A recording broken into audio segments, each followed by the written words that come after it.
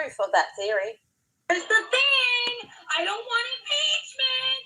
I don't want them to serve time. Good morning, good morning. I want them taken into the city town square, hung from their ankles, and cut them from groin to chin. Charming, delightful lady, not at all disgustingly violent and unhinged. Just a typical lefty losing it. Let's hear now from another lefty lady who explains she has no love for America. She's only in the country because it's easy to make money. Let me hold your hand when I say this. We do not move to America because we think it's a better country. We move here because it's a little less worse than our other countries. Because you're stupid to think that we moved to this country for some hot dogs and some baseball. We have better vibes, music, food, culture, history, literally all of the above. We just move here because we are looking to make more money and offer a better chance for our families. Amazing. Okay, but if those countries are so much better than America, then why do you need to move to America to give your family a better life? Why would a country with such rich culture, tradition, superior in every way to America, not be a great place to raise your family? Why is there more opportunity in America? Amazing, isn't it? Good morning, good morning. Impoverished migrant. May want to reflect on that one, love. Now, earlier in the week, I brought you the happy news of CNN losing two. It's time for lefties losing it. And let's have a burst of the weapon-grade crazy. I've said it before, and I'll say it again. A symptom ring is almost always linked to severe mental health issues. And this next lass is just further proof of that theory. Here's the thing. I don't want impeachment. I don't want them to serve time. I want them taken into the city town square, hung from their ankles, and cut them from groin to chin. Charming, delightful lady, not at all disgustingly violent and unhinged. Just a typical lefty losing it. Let's hear now from another lefty lady who explains she has no love for America. She's only in the country because it's easy to make money. Let me hold your hand when I say this. We do not move to America because we think it's a better country. We move here because it's a little less worse than our other countries. Because you're stupid to think that we moved to this country for some hot dogs and some baseball. We have better vibes, music, food, culture, history, literally all of the above. We just move here because we are looking to make more money and offer a better chance for our families. Okay, but if those countries are so much better than America, then why do you need to move to America to give your family a better life? Why would a country with such rich culture, traditions... And this is why they should not be able to vote. How you feel like that about America? Don't come to America. Matter of fact, don't even vote. Be here, but don't vote. How about that? That's crazy. Superior in every way to America, not be a great place to raise your family. Why is there more opportunity in America, even for an impoverished migrant? May want to reflect on that one, love. Now, earlier in the week, I brought you the happy news of Toronto. CNN That's losing what's up. 2/3 of its audience. Deontay from Chicago, now live in Rockford. And here's another reason why they are so hard left these days, that this conspiracy theorist is the network's chief international anchor. I'm going to put you on the spot, Senator, and ask you a question about American elections. We're going to have them. Are you sure? Yeah. Are you sure that President Trump is going to... The fact you asked me that is really offensive, but yeah, we're going to have them. Okay. But you know why? Because they've already... I don't know why. Dex, how you doing? Good morning. I don't know why anybody would ask me that. Well, because quite frankly, it's a big story. You're missing Thanks for being in the chat. Say how was Trump's soft taste? But you can convince everybody, you can assure Americans and others that it'll go as usual. You might know. People worried about us not having elections, you can put in a phone booth. Okay. We're going to have an election. Glad to hear it. Just incredible stuff. I can't believe she really asked the US were going to hold elections. Embarrassing. To New York now, where idiot lefty protesters are blocking Fifth Avenue to yell at Trump Tower and give it the finger.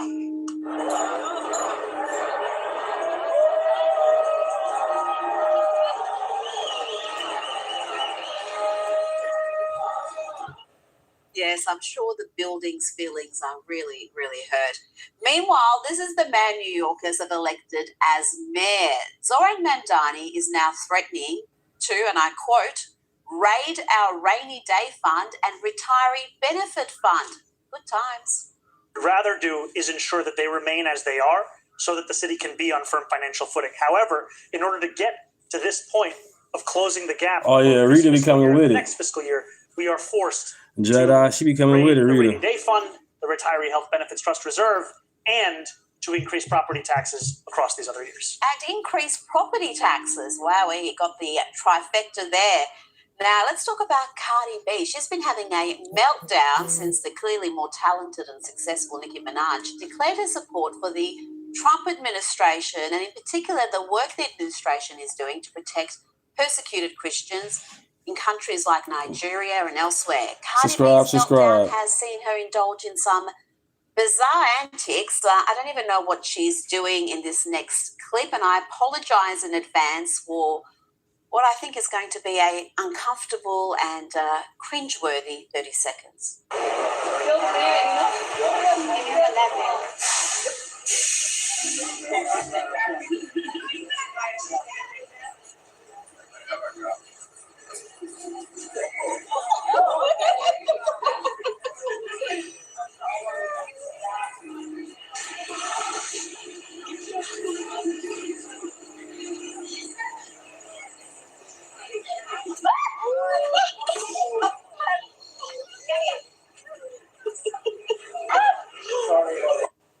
Hardly walk with all the weird surgeries she's had performed. There's a medical. Good morning, everybody. What's up, Jake? Somewhere. Now here is Cardi B taking another tumble. Good morning, everybody. Sosa, good morning.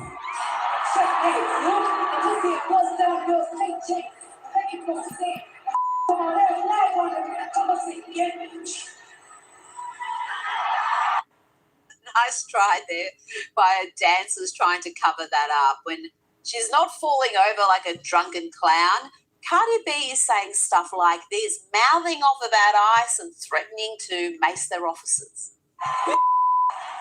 If ICE come in here, we're going to jump in. Wow, straight sending them off. Wow. Let's go. And that's who the Democrats thought was an ideal candidate to campaign for Kamala Harris. Good work, team. Talking about the Democrats, you know, you have to admire this about Hillary Clinton. She has an easy ability to lie with complete confidence, complete lack of shame. Here she explains to the BBC that her and her husband, Bill Clinton, had no relationship with Jeffrey Epstein and Ghislaine Maxwell. Thank you guys. Never mind the fact that Bill Clinton was a regular. Thank you. Good morning. Thank you. Express. Happy Wednesday. Never mind that he had such a bizarre relationship with Epstein that this painting took pride of place in Jeffrey Epstein's main residence in New York. Yes, that is the infamous blue dress that Monica Lewinsky was rumoured to be wearing. And then there are the links both Hillary and Bill had with Ghislaine Maxwell through her rather significant role in supporting the creation of the Clinton Global Initiative. And so close was the relationship between the two couples that in 2013, the Clintons, through their charity, honoured Ghislaine Maxwell. Happy Ash Wednesday. No problem. That's what's up. From Ireland. That's what's up. Thanks for being in the chat. Thank you. Against her emerged. And 2 years after Bill Clinton's staff recommended banning her from official events. And who can forget that infamous picture of Ghislaine Maxwell at Chelsea Clinton's wedding? But, oh no, Hillary Clinton now claims there was no relationship, no links with Epstein and Maxwell and the Clintons. Listen to this. Do you regret the links that there have been? You know, we have no links. We have a very clear record that we've been willing to talk about, which my husband has said. He took some rides on the airplane for his charitable work. I don't recall ever meeting him. Did you ever meet Ghislaine Maxwell? I did on a few occasions, and thousands of people go to the Clinton Global Initiative. Do thousands of people get honoured by the Clinton Global Initiative, Hillary? Did thousands get invited to your Yeah, some of them demonic, not all of them demonic. Let's bring in comic Alex Stein. Alex, what do you make of that explanation from Hillary Clinton? Well, Hillary Clinton is a psychopath. I mean, she has the ability to lie better than any Hollywood actress. You know what the weirdest thing is with this Savannah Guthrie kidnapping? You know, Savannah's husband, Michael Feldman, actually worked in the Clinton administration in the 90s, and then he ran a group called I think it was called I wrote it down, Glover Park Group. That was actually a public affairs consultant where he worked with the Clintons and basically got all. Have y'all noticed all the distractions? Nobody talking about the Epstein files like they should. For all these Democrats, they kept pushing it so much. Now they quiet about it. Now it's voter ID is racist. Us black people can't get an ID all of a sudden. That's crazy. All their dirt off the internet. So there is a weird connection where this guy was basically like a Clinton cleaner, and then now his mother-in-law gets kidnapped right when the Epstein files come out. It's almost like, I'm just speculating this, the kidnapping could be somebody sending a message to Savannah Guthrie not to get involved because she's one of the few mainstream media journalists that actually interviewed one of Epstein's victims. So I don't know, with all of the weird mystery surrounding that is a wild conspiracy theory, even for you, Alex. But I do know you do love your conspiracy theories, so you're the perfect man to ask this question. There are millions online on social media at the moment who are speculating about Ghislaine Maxwell's newly released video. There are many who are saying this is an imposter, that she looks markedly different. Her nose in particular, they say, is... Yeah, that's what's going on right now.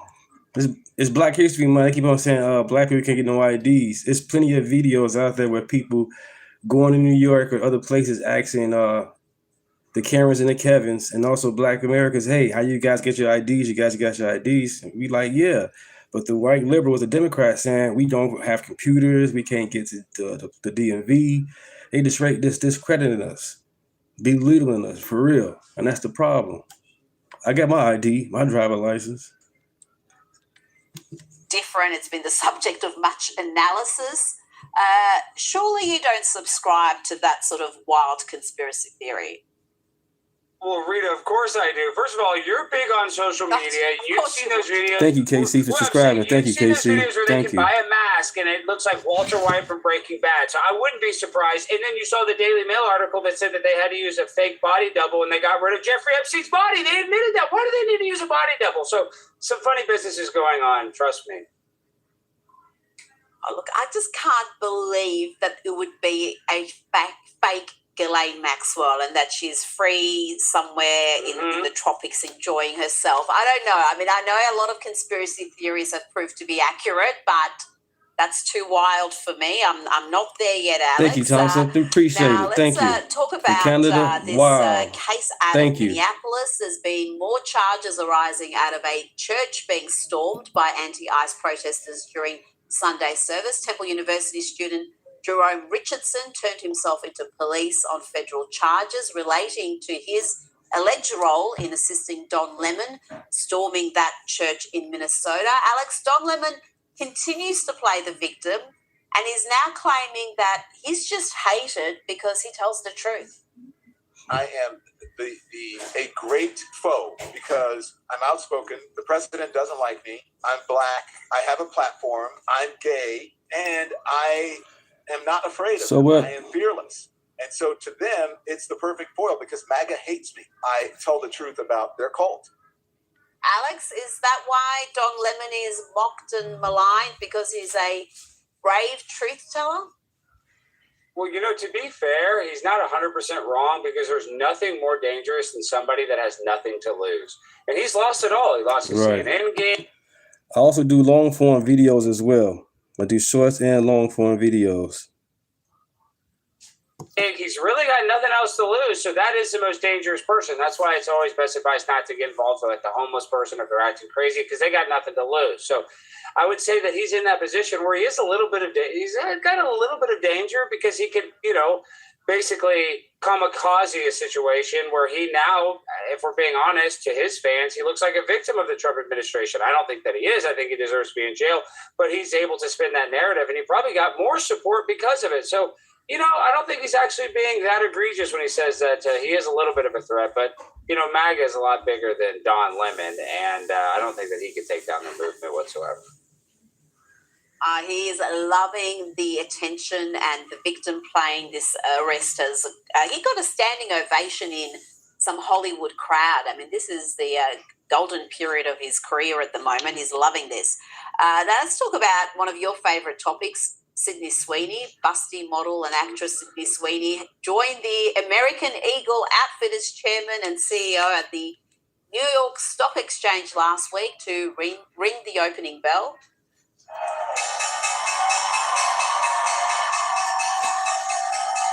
Amazing.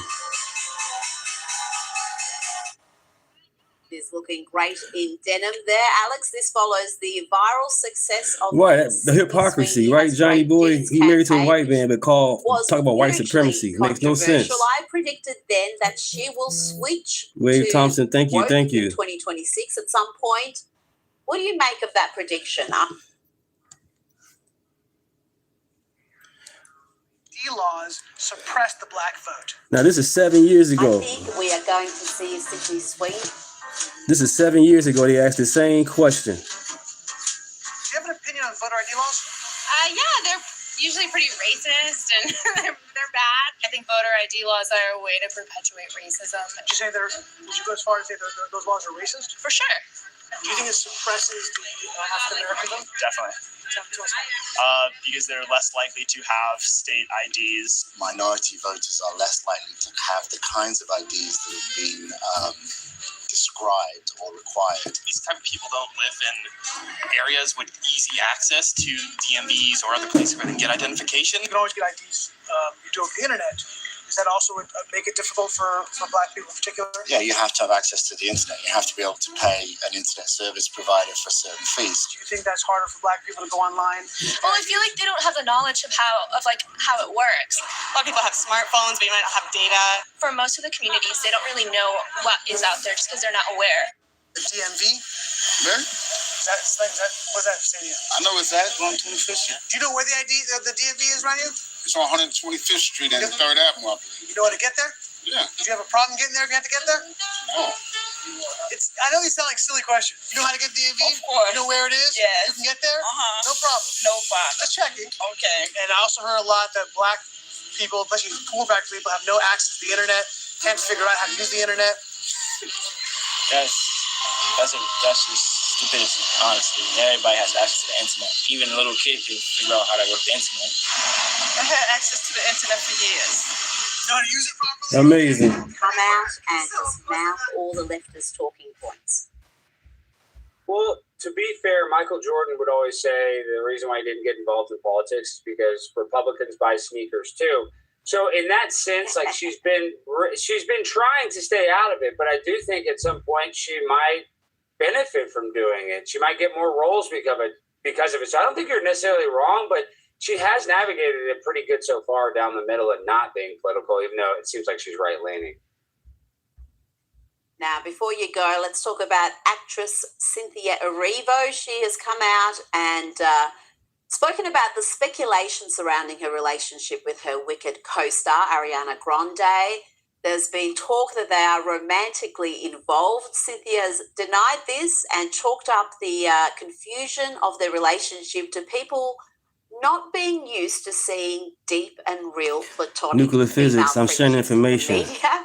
Alex, what you talking about? I don't know a deep and real female friendship involves just constantly crying for no reason, touching each other in public, and just generally being a little painful. I hope you'll let my friendship be one of the things that you're learning how to let in. Not the time, helicopter.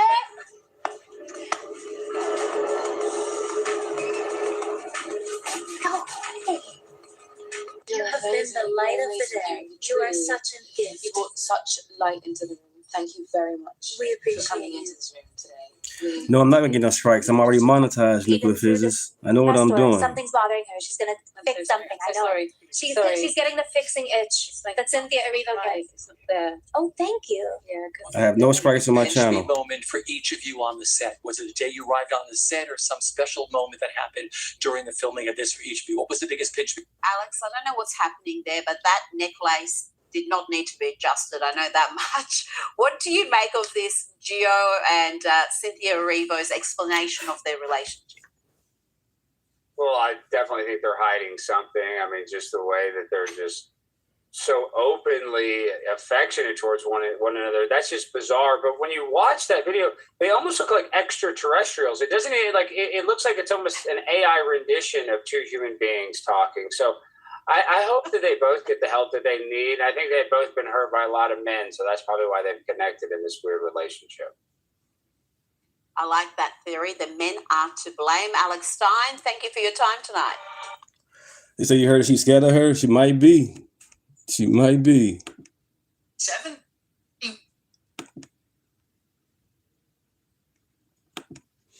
I will say that Tom Homan is doing a phenomenal job. He is out there, doing exactly what needs to be done at this moment in time. And he's making the Democrats look pretty darn foolish.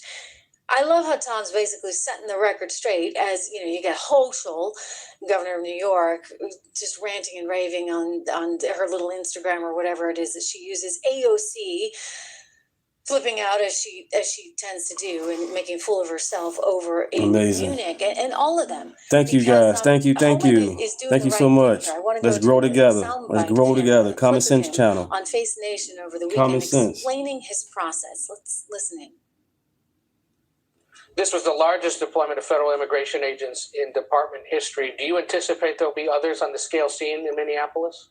Good morning, Danny. I think it depends on the situation. I've said from day one that we need to flood the zone and sanctuary cities with additional agents. The number of agents depend on the situation on the ground, how many known criminal targets are out there, because we know we have a problem with sanctuary cities, because we know they're releasing public safety threats in the public. So rather than arrest that one criminal in jail, one agent arresting one criminal alien, the safety and security of a jail, which is safer for the agent, safer for the alien, safer for the community, they release them in the street. Now we got to send a whole team or 6 or 7 people. That is a win we had in Minnesota, everybody, because now we have agreements. No, she messed up bad over there. AOC messed up. That public safety threat and the safety security of jail, which means we don't have to Yeah, send they one shot and she 6 or messed 7 up. people out to look for them. So I'm hoping other sanctuary cities look at what happened in Minnesota and how we got to the place red, which I think is a good place. I hope more people pay attention to that, and we work with these states to let our officers in the jail. Yeah. See, that's the idea. You should have the cooperation. I mean, we used to have the cooperation. When Barack Obama was president, there's all kinds of cooperation. Heck, CNN was doing a big puff piece on ICE back then. I was watching the footage. I'm like, you got to be kidding me. They're like, they're risking their lives to keep our streets safe. And now you look at the difference between then and now. And this is what's critical, okay? So I know that those polls, we saw the independence polls, and independents are drifting away from Trump in part because of what we saw in Minneapolis. And I just want everybody to kind of understand the reality of what he's up against, what the GOP is up against, which is that you've got a media machine that is designed to help one side only. And so it's important that you're here. Make sure you subscribe if you haven't already, and leave a comment if you would. It's really important that you're here, and it's important that you spread the word. Let more people know about the show, because Right. I think that what we try and do here, Jesus Christ coming soon. show, is cut through all this noise and really understand the heart of the matter. And yeah, it's not always perfect. I have to show you these polls, right? Which, whether we believe them or not, that's what's out there right now. And I think it's in part because of the sentiment that's been ginned up by the likes of this crazy liberal nasty media. That's what the 9/11 attack. Yeah, the 9/11 attack changed everything with George At Bush. the Olympics, right? With the Bogus athletes ass. saying all the ridiculous things they're saying, and then you get the View, Anna Navarra, supporting them, saying, "Well, how can you not? You'd be crazy. You'd be crazy if you weren't really upset with this country right now." I mean, Anna, I'm sorry. You know what? I'm just not as upset as you. I actually think the country's on a really good path, and I'm really psyched, and I love what's happening. And yet you're doing this. Watch. one of the things that distinguishes America is our right to free speech. Mm-hmm. And that includes athletes, that includes actors, that includes every single American. There's places in the world where if athletes did what these athletes did in Italy, they would be jailed or tortured or killed, but not in the United States. And I think that they are articulating what a lot of Americans are feeling. You know, I'm not an Olympic athlete. I play pickleball badly. But I think particularly when you are outside of the United States, and we all represent This is the the problem right here, States. watching The View. That's the And you are an problem. American citizen, you're representing the United States. And every time you set foot anywhere outside of the United States right now, and you know this because you spend so much time in Italy, they think we've gone insane. And I think, you know, my question is, if you're not having mixed feelings about loving your country and being proud of your country, but disdaining what this government is doing, what the hell is wrong with you? Yeah, you see, our friends over at MRC, Media Research. Watch more of the clip. You will see what I did. What I did. To them. But you see what I'm talking about? Like, they're like, you're crazy if you don't think that everything that's happening is just awful. I mean, and so that gets to people, and that's permeating on social media. It's permeating on the nightly news shows every day. It's all over the cable networks, except for, you know, Fox and Newsmax and the podcast. I mean, this is where it's at, right? You got to listen to the podcast to actually get any kind of truth out there. Because they brainwash people, and it's frustrating. I was just looking at your comments. Peace of my mind. Yes, we're at 1.2 million subs. We passed that, I think, just yesterday. So we're counting and counting and counting. So thank you for pointing that out. It's important, right, that we really try and grow this audience and get some kind of semblance of truth out there, because they're doing their job, if you would, brainwashing people. Texas Gidget, how do we dismantle the media machine? Texas Gidget asks, and you know, I think we're doing that. Okay, we're doing that every single day. I was looking at the numbers, and we had something like 150 million views. It's incredible on YouTube last month, and similar on Facebook. And I looked at some of my old places of business where I used to work at those networks, and they're not even close. They're not even close. I mean, so we are, I mean, it's incredible to see, and phenomenal in terms of like self-gratification, right? Like, I started this little show and you all came and watched. What do you know? Here we are, 1.2 million subs later, and doing enormous. You say women shouldn't be in politics on this show, and that's just so gratifying. But it tells you that people are craving something different. They are craving actual truth, with a transparency and a rawness, frankly, that you're just not going to get in network television, because it's all been filtered to the extreme. Meanwhile, I want to go to Life Light. How you doing? Hochul, who clearly wasn't filtered in this one, but Kathy Hochul, the governor of New York, trying to perpetuate this message that somehow you have to feel bad for all these people. And I'm not saying like you don't have to feel bad. Okay, fine. You know, everybody wants to come to America and have a better life, but we got to be realistic in terms of what we can handle and what we can't handle. And she's now trying to make it about the kids. I'm sorry, if your dad's a drug dealer and you happen to be here with somebody who's committed a crime, then guess what? You're both going to get deported, because they can't leave the kid here. And then the father goes home. I'm sorry. Like, this is just the way it works, Kathy Hochul, and you kind of got to grow up. But they don't want to grow up. And maybe they know deep down what's right and what's wrong, but they're going to push a narrative to all the bleeding heart liberals they can possibly get to go along with them. Trump's bad, they're good, and this is not the way. Listen to her. When you read the news, you just can't believe what you're reading. And I can't tell you how shaken I was to see the article about the increased number of children in this country being snatched from laundromats, or when they're helping their parents on the streets or going to school. You look at these images of these little kids, little 5-year-olds, little 7-year-olds. I gotta ask, what parent in America is okay with that? Picture your own child, your own little one, staring at the side of a vehicle, motionless, with a little Spider-Man backpack. I mean, these kids didn't do anything wrong. We don't want open borders. We need to enforce our laws. But can we show some humanity and some decency when it comes to little kids? We had a I get it. You see, she got the same talking point that Hillary Clinton got, that Barack Obama got, that I'm going to show you coming up, because they're all on the same page. Oh, can't we do this in a humane way? You know, what do you guys expect? I want to go to our border czar, Blame Kamala Harris for He's a it. really nice guy. It's too, her by the fault. way. Tom Homan. He schooled She didn't go to AOC Europe. on all this just a few years ago, and he may have to school Kathy Hochul pretty soon too. Includes family separation. The same as is with every U.S. Includes family separation. The same as is with every U.S. citizen parent gets arrested with a child. Zero tolerance was interpreted as the policy that separated children from their If I get arrested for DUI and I have a young child in the car, I'm going to be separated. When I was a police officer in New York and I arrested a father for domestic violence, I separated that father Mr. from his Holman, family. with all due respect, legal asylees are not charged with any crime. When you're into the country illegally, it's violation 8 United States Code 1325. Seeking asylum is legal. If you want to seek asylum, you go through the port of entry, do it the legal way. The Attorney General of the United States has made that clear. Okay. Duh. Piece of my mind just wrote in, I can't get enough of this clip, and I'm the exact same way. I can't get enough of it either. But, you know, he's a realist. He's a very, as I said, a very nice man, a very sympathetic man.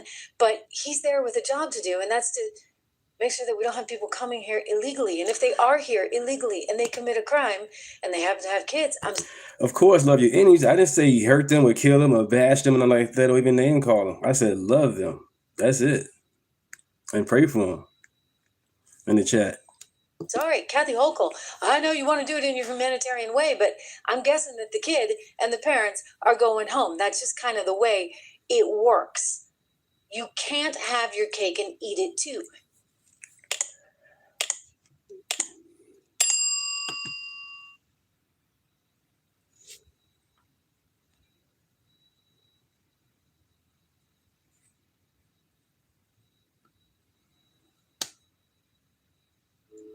Boy, oh boy. Anderson Cooper. He's out. We saw this one coming. Right. I told you about it months ago. I was like, there's no way he's actually going to last at that place. And sure enough, I was right. Anderson Cooper saying sayonara. We're not exactly entirely sure how this went down, but I have my hunches. Right, God came in man form. I understand all that. Because this is a network over there at CBS that's really feeling some pain ever since Barry Weiss came in. Skydance did the merger with Paramount, and now David Ellison's running the show, and he is very well intentioned, and I know Barry is as well. But you know, they're dealing with some real legacy folks there, so the legacy crowd doesn't really like everything that's happening. Anyway, we're going to get into that. I also want to talk a little bit about what's going on with Ilhan Omar, because it's as though she's been in hiding. Have you noticed that? Like, we have not seen her anywhere at all, and I think there is a reason for that. We will discuss. Welcome to the program, everyone. If you have not already, please do me the honor and the favor of subscribing. There's a subscribe button right there on the screen. I think you can just actually hit it right there. Thank so you, do me thank that you. favor. Thank you. Subscribe, share, like, make a comment. Every single little bit helps. Yes, Anderson Cooper is bye-bye at CBS. He's still there at CNN, for those of you that care. But the CBS days are over. You see, he was actually moonlighting. I don't know if you knew this or not, because I realize nobody actually watches this show, but he was moonlighting at a place called 60 Minutes, yes, and had been doing that for a couple of decades, and now he's leaving, and he says it's because of family reasons. Right. Like, I'm buying that one. Okay, I have a few thoughts on that too. Anyway, he had been there for quite some time, and you know what's been going on. I mean, they've been throwing a fit. The inmates are running this asylum, shall we say, over there at 60 Minutes. They're just coming apart at the seams. Barry Weiss says, hey, you know what? I need for you guys to go and get another source on this story. I'd like to actually hear from the side of someone who you're bashing, right? Like, why not go out and get Tom Homan, since you're going to bash the DHS so much? Is there someone in the administration that you could talk to? And no, heaven forbid you ask the reporters to do any of that. They're going to throw a fit. And I guess Anderson's saying, I don't want to be managed either. And I don't like that Barry Weiss is making $150 million to manage me. So he's like, I'm out of here too. So that's the latest and greatest out of 60 Minutes. Oh, another one bites the dust. Get them out of here. I don't buy this, that it's for family reasons. I really don't. You know, they always try and say that. That's sort of how it goes, right, in the business.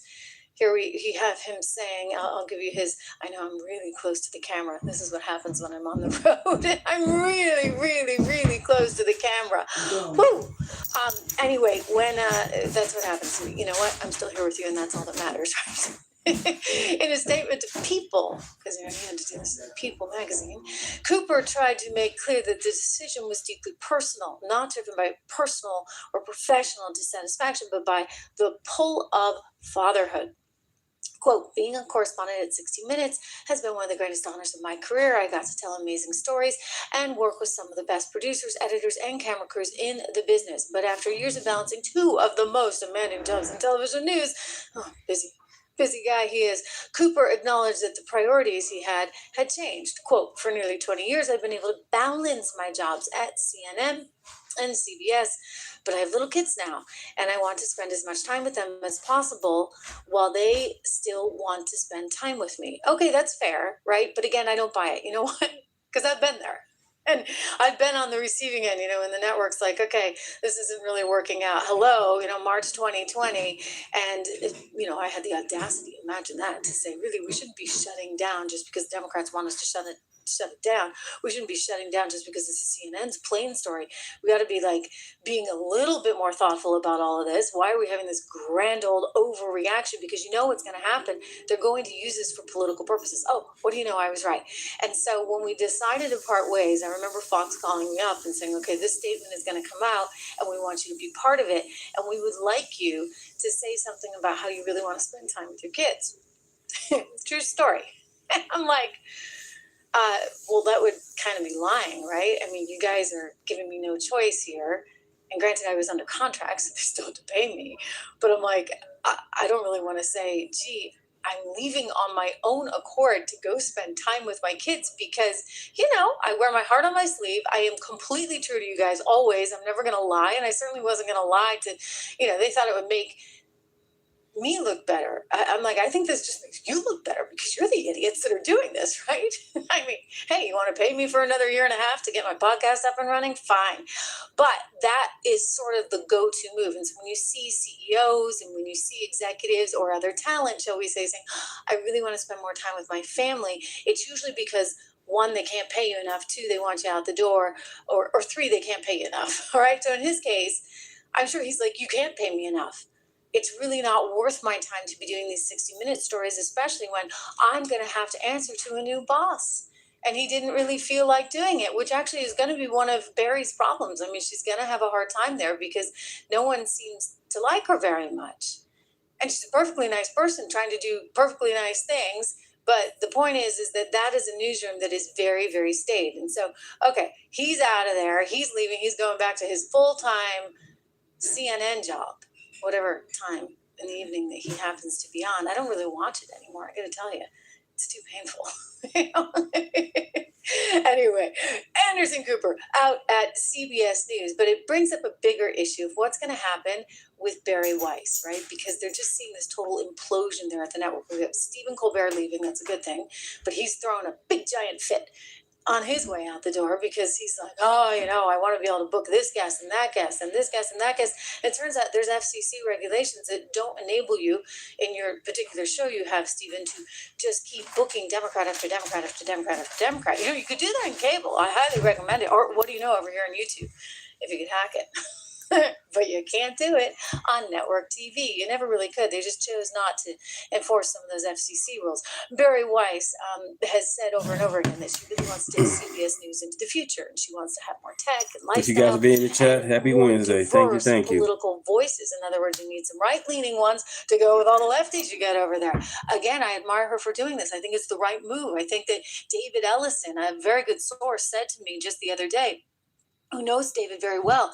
Listen, this guy is thinking about news in a whole different way with a lot of implementation of technology to make it easier. I'm thinking, what do you know? Like X? I mean, look at Elon's got all these people out on the street. Thank you, guys. Thank you. Let's grow together. Thank you. Or YouTube, for example. I mean, I'm here doing my show. Hopefully you're watching. Hopefully you're subscribing. Look at what Nick Shirley's doing. I mean, that's fantastic, right? Nick Shirley for the win. These people online that are out there doing this because they just figured out they can do it better themselves, more truthfully themselves. You don't need the network behind you. And so I think Ellison's going to come in with a whole different sort of idea on how he can program. Barry's going to take them through that transition, and it's not going well. It's not going well. You saw what happened with 60 Minutes. Lovely woman over there, Sharon Alfonsi. I can't say the same about the other guy. I don't know him that well, but he seems like kind of a stuck-up, you know what. But she's a really nice, really funny girl, and I would say actually she's underserved in that particular role as a 60 Minutes correspondent because you don't see any of her personality, and she's got a lot of personality, but you know, they make you wear a straitjacket if you would, so that you act more like that guy if you see him on the screen. Scott Pelley, okay? So Scott Pelley has basically slammed his new bosses on the air. You've got Sharon Alfonsi, who somehow got her email where she slammed Barry Weiss, released to the New York Times. And I think Barry Weiss, if she's smart, is probably going to get rid of the two because, you know, you don't want people that aren't, so to speak, on the team over there. I don't know. For her life in sobriety. You won't believe what this cop did for this woman. Yeah. From the lens of Cabarrus County Deputy Sean Singleton's body camera, this view is nothing out of the ordinary. A standard traffic stop. There is a stop just 61 and a 45. But in his line of work, it's also not out of the ordinary to have an interaction like this. You don't put your lights on until after I slow down. Right. I was going to speed limit. No, but I clocked you at 61 and a 45. I didn't stop you there. What's with the attitude? Just curious. Caitlin Ricchini says she was heading home from church when she got pulled over that Sunday. And I meet him with absolute attitude. Just absolute attitude. We're not allowed to have bad days. No, everybody's entitled to a bad day. I understand that. Like I said, but on a day is not fun. Yeah, I can understand that completely. Okay, but like I'm trying to be nice and courteous to you, and like I'm getting a lot of heat. I could tell immediately that it was not the best of encounters. She was very aggravated. I come from a background where I don't do cops. I can't stand cops. Keeping his composure, Singleton ran her license and decided, despite the heated interaction, to let her off with a warning. Wow. So I'm not trying to make it any worse. This is a warning ticket. Please slow down. That's it. No court date, no fines, no nothing. I'll ask you to pay attention to the speed limit signs, get to where you're getting to safely. In that moment, something changed. You know, I could tell something was going on, I just asked a question, and sometimes it elicits an answer that you expect, and sometimes it elicits an answer that you don't expect. You did? No? Anxiety is killing me. Okay. I come from a background, I'm clean and sober now, so I don't I've always had bad incidents with cops. Deputy Singleton offering words of encouragement, having You no know, idea some what good Caitlin news. was going Why through not? Some good until news. this moment. Is there anything I can do for you? You sure? Do you need help with anything at all? Do you need a hug? Come here.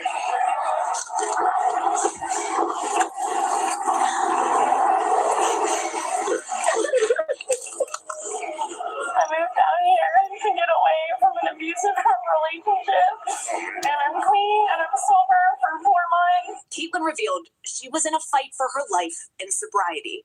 Battling years of addiction and abuse, she'd just moved to North Carolina, leaving her 5-year-old son in Maryland so she could get clean and get him back. I've never had to call before.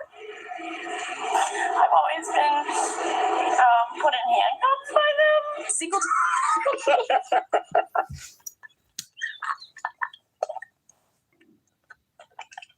I'm sure there's a good reason for that. Yeah. But so far, this is a great story. Hey, but you think that's inappropriate for a cop? Be hugging a suspect? He can get in trouble for this. What are you talking about? I mean, you know how sensitive people are nowadays. This is a great story. I mean, I agree with you. It's a damn good story. I love this story. No. He ain't gonna make me cry. I'm just saying people on the left, no, he's pushing his patriarchy. Let me calm down. He's pushing his patriarchy on her. He's taking advantage of her.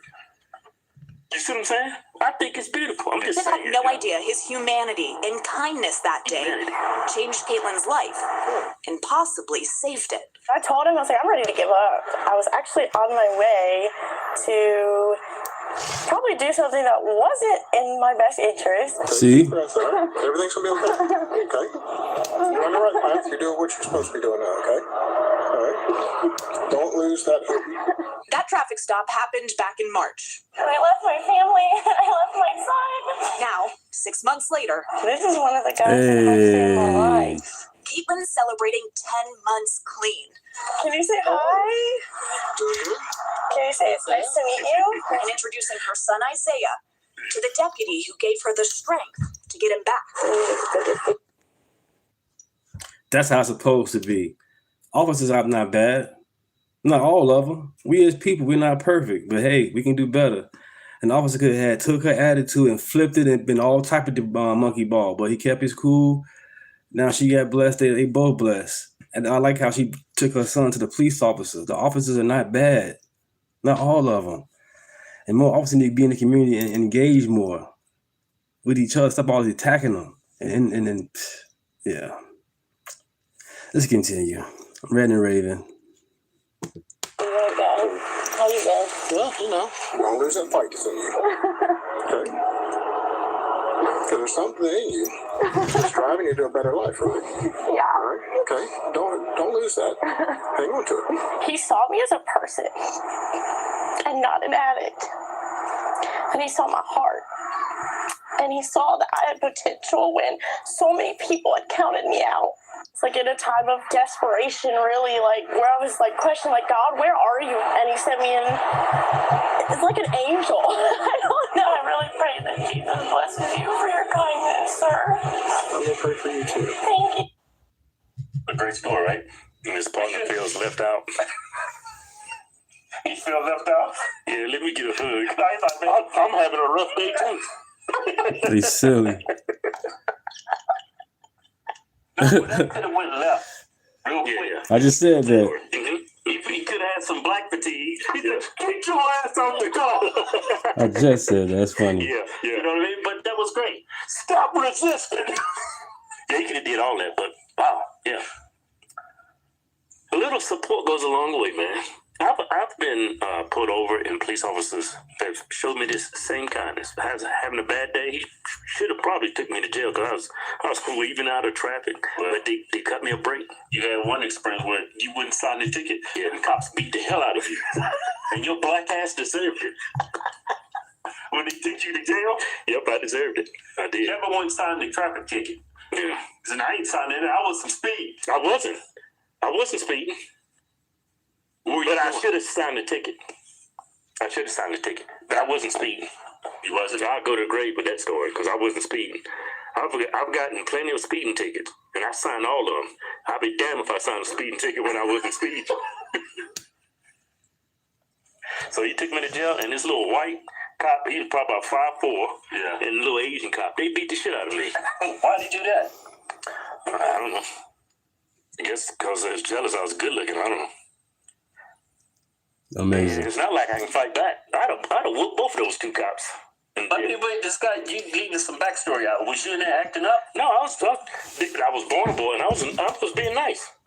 So cops just came up to you while in jail. Mm-hmm. What did they say? We did teach him a lesson. Well, let me explain to you. I said, why did those cops treat me like that? They said, well, you're a big guy, and they wanted to test you. They wanted to test you? They said they'd test you like that. Like one of them grabbed my arm, and the other they tried to break both my arms. Yeah. For no reason, yeah. You know, I was seriously thinking about going back, finding those cops and doing something real bad to them. But you know what? I listened to Christ. But you was like, what, 21, 22 back then? 22, 23. That was ancient history. No, I always sign my tickets. Yeah, that's good. You know what? I went to jail, right? They tell you that it's not a mission of guilt. Well, no, man. It's a matter of principle. I should have signed the ticket. I would have got that ass beaten. And guess what? I ended up having to pay for the ticket. I was found guilty and everything. Cops showed up to court and everything. Oh, you tried to fight it? Tried to fight it. Showed up. Nope, he was speeding, Your Honor. But I wasn't speeding. I was driving that Patrol 1 security car. You know how we go to all those gated communities and we write all those police officers' tickets? That was payback. That was retribution. I probably had his car towed. That's why he pulled me over and gave me that ticket. Yeah, so he probably deserved it. You know, I hope that cop burned in hell. I wasn't speeding, Keith. I swear, I wasn't. Hey, shut up, you. Oh, I didn't do nothing.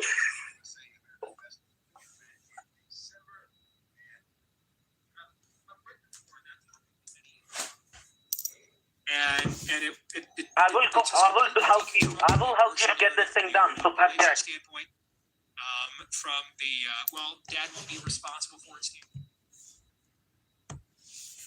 you are not gonna believe what this woke judge did for this violent criminal. You know, what would you expect, Keith? It's a woman. A Louisville man was found guilty last week of kidnapping, robbing, and sodomizing a woman. A jury recommended a 65-year prison sentence. Commonwealth of Kentucky versus Christopher Thompson. Within seconds of Christopher Thompson's sentencing hearing. Before we even get appearances, Mr. Thompson, I'm gonna need you to be respectful. I ain't doing nothing. We don't. The insulted Jefferson County Judge Tracy Davis. Well, it's fine. Okay? What? It's fine. Yeah. Because here's the thing. At the end of the day, I'm the one with the pen. I don't care. I know you don't. It's a sad, sad scenario. So you just told me eat your and you called me supper twice. The disruptions continued throughout the entire hearing. Thompson was convicted in December of robbery, kidnapping, sodomy, and sexual abuse. Jeez. It's a black judge, too. I knew it. I just knew it. I ain't even seen the video. I said, it's got to be a black woman. Ain't no white man gonna let that slide. I know. Ain't no man gonna let that slide. But a black woman, yes. Yep. 2023, the 24-year-old abducted a woman, robbed her, and sodomized her twice. I don't have sympathy for nobody. Come in here. Yeah, I don't have sympathy for you. Look how his public defender sitting. Woke as hell, too. Look how far apart they are. Look at all these DEI hires right They here. all far apart. Well, this is in Louisville, Kentucky. That's crazy. Yeah. These are the things. We don't need your sympathy. It's fine.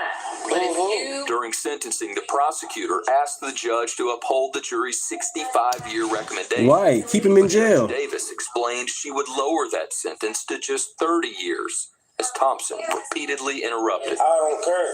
I don't care. Unfortunately, he fell through the cracks and ended up before this court as an 18 or 19-year-old. This court does not believe that Mr. Thompson is giving the resources that he can get while incarcerated. So Mr. Thompson never actually got the opportunity to get any type of treatment, whether that be mental health treatment, whether that be anger management, etc. Unfortunately, he fell through the cracks and ended up before this court. Is just You don't care about life. You should stay in jail. you can't look at all of this. You should stay in jail. Do not let that man out early. 60 years is good enough for him. Man, can't be soft on crime. Cannot be soft on crime. I want a better outcome. I want to be an asset to society. And I An asset to, you think that guy's gonna become an asset to society? He's a liability. He will always be. She's actually trying to counsel him. No, your job is to sentence him and use your good judgment in doing so. Well, that goes on. She don't have good judgment. Yeah. I would see if he shows remorse. She said he needs anger management so he won't go out and kidnap people and force himself on. That's what anger management is for. Anger management is for, it's like, I got a short view. Right? I need some anger management courses, right? Right. It's nothing you can give a person that violent, a person without a conscience. It's no anger management course you can do that's going to fix you. A jail cell. Thank you guys. Thank you so much. Thank you. Removes you from society and protects everybody else. Yeah, some people don't deserve freedom. Yeah, she's actually sitting there trying to counsel this man. Like, wait, why are you wasting your time? She thinks you can counsel a person and give them a conscience. I guarantee you, Kevin. Only Jesus can save. He was white, and the victim was black. Oh, he would have got 100 years. Yeah, he'd have got the electric chair. Amazing. Beyond pissed. It's all good. Thank you. It's all good. Thank you. And what example does that set? And how do you explain this to your daughter or your mom or your grandma? Councilwoman Crystal Bast represents the Pleasure Ridge Park neighborhood. Louisville Metro Police released these photos of Thompson in a ski mask at the time in July 2020. That's crazy. So he knows what he's doing is wrong. He's like, I don't want to get caught, so I'm gonna wear this mask. Yeah, she was lenient with him. Yeah, I gave him life. Yeah. In light of the lighter sentence, We have asked for judicial transparency. Metro Council Republican leader Anthony Piagentini Yep, says Republican. Of course, he's white and he's Republican. he'll publish a record of Jefferson County judges' decisions on a website. This is going to be a lot of essentially manual work by this caucus, where we're going to be asking questions of the clerk of the court, get the data, and then get it out to the voters. Davis, elected to her seat on the bench, had the authority to cut down the sentence. 65 years in an extremely long amount of time. I'll take it. Unfortunately, Dang. it fell through the cracks. The judge said Thompson never had mental health or anger management treatment. I truly hope that you get what you need while incarcerated. At his sentencing, Thompson says he didn't commit the crime. However, LMPD connected him to it with DNA evidence. He's being held here at the Louisville Metro Department of Corrections, where he's been charged with choking an officer. That was before his sentencing.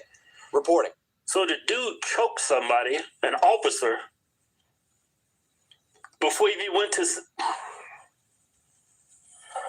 Yeah, whenever I see a black judge and she's progressive or liberal, you got to put an asterisk beside her name. I've seen so-called conservative black women judges, and they're just as bad.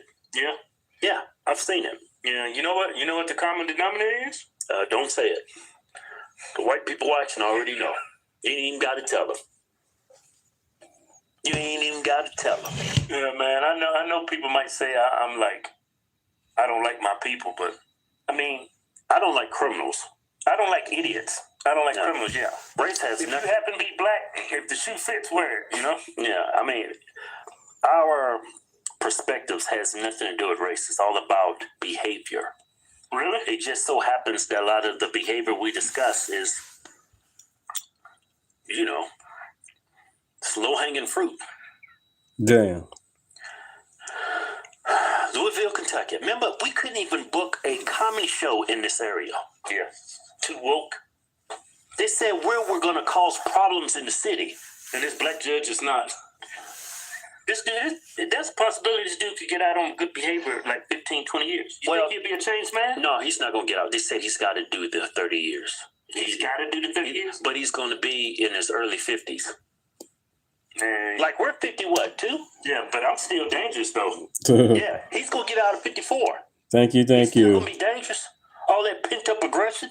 Yeah, he should just have life. He shouldn't be back on the streets. What he did, that's like, I don't know. Like, when you force yourself on a woman, that is I think that's a life sentence. Yeah, I think it's sick too, because what's the point in doing something like that when the woman's not even enjoying it? It just shows you how demented you are. Yeah, he has no conscience. I think that should carry a life sentence. Like statutory is totally different, but when you force yourself on a woman against her will, violently, not good. That should be a life sentence.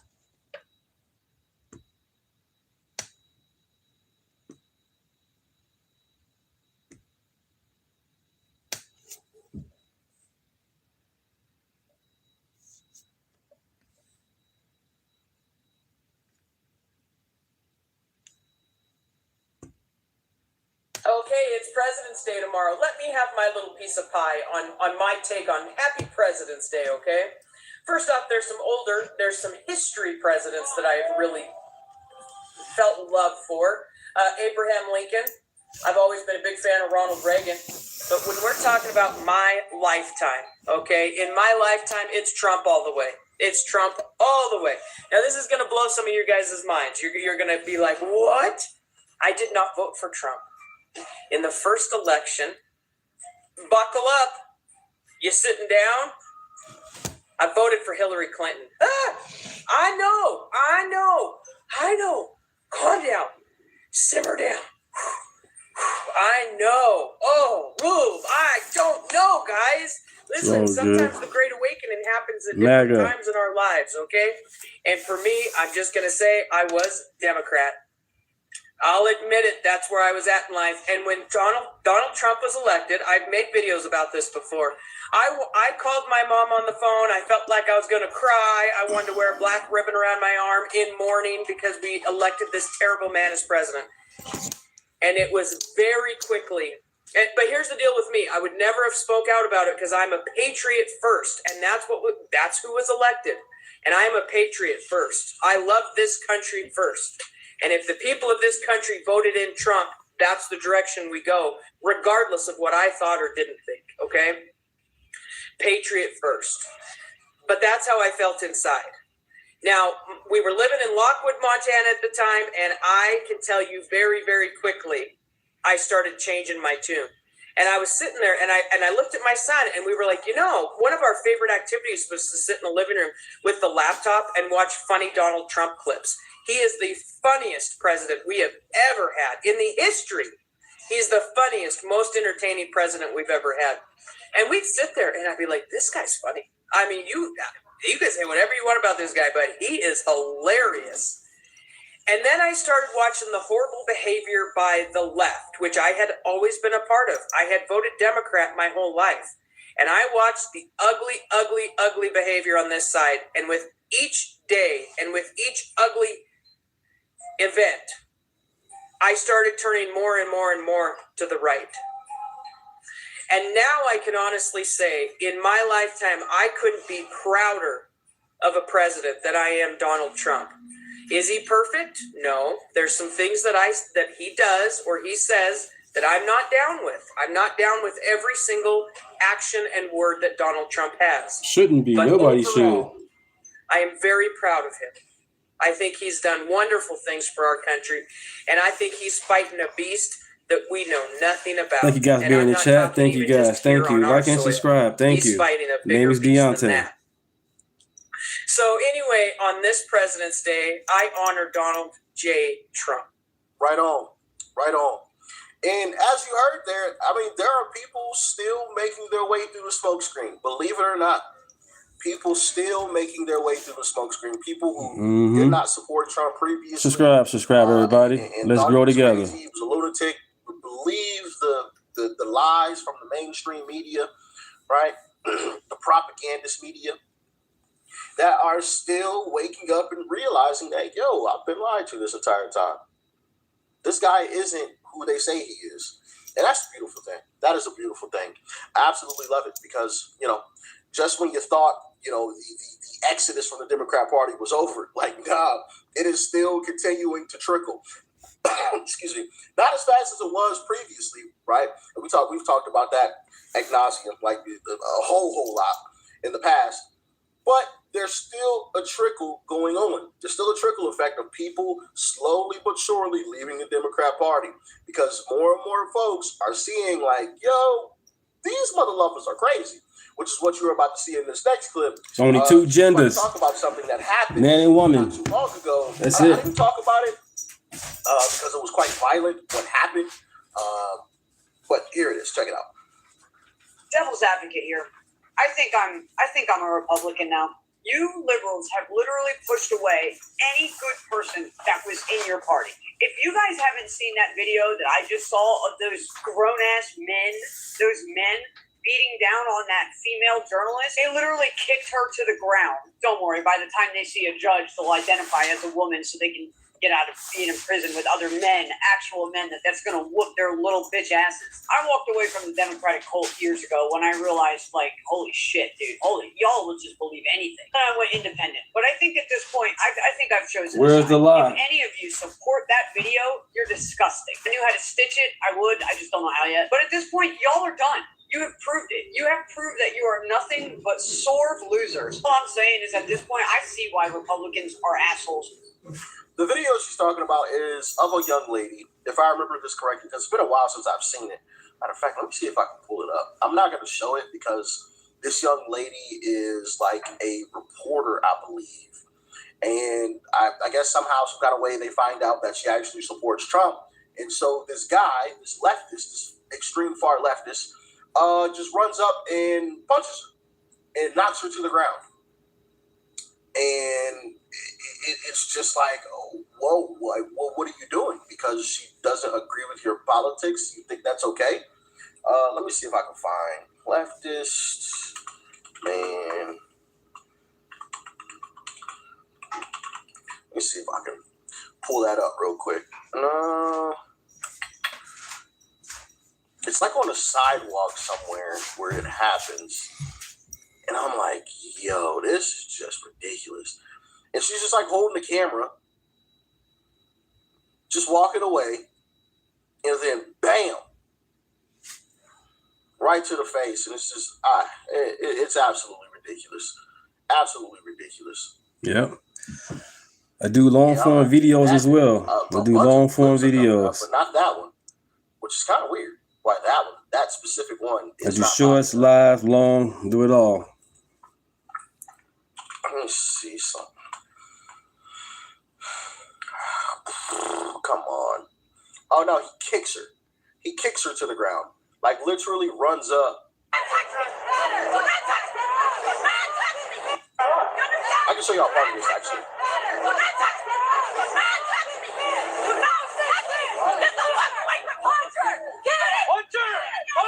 Whoa. Like they're encouraging this extreme far leftist to punch this chick. Like what? Y'all have absolutely lost the plot.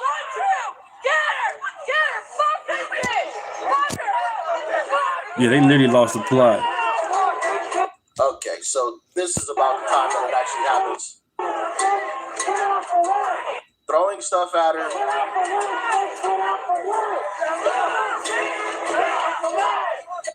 So this is where it happens. So as you can see, this guy literally sprints up and kicks her. And here's the aftermath. Wow.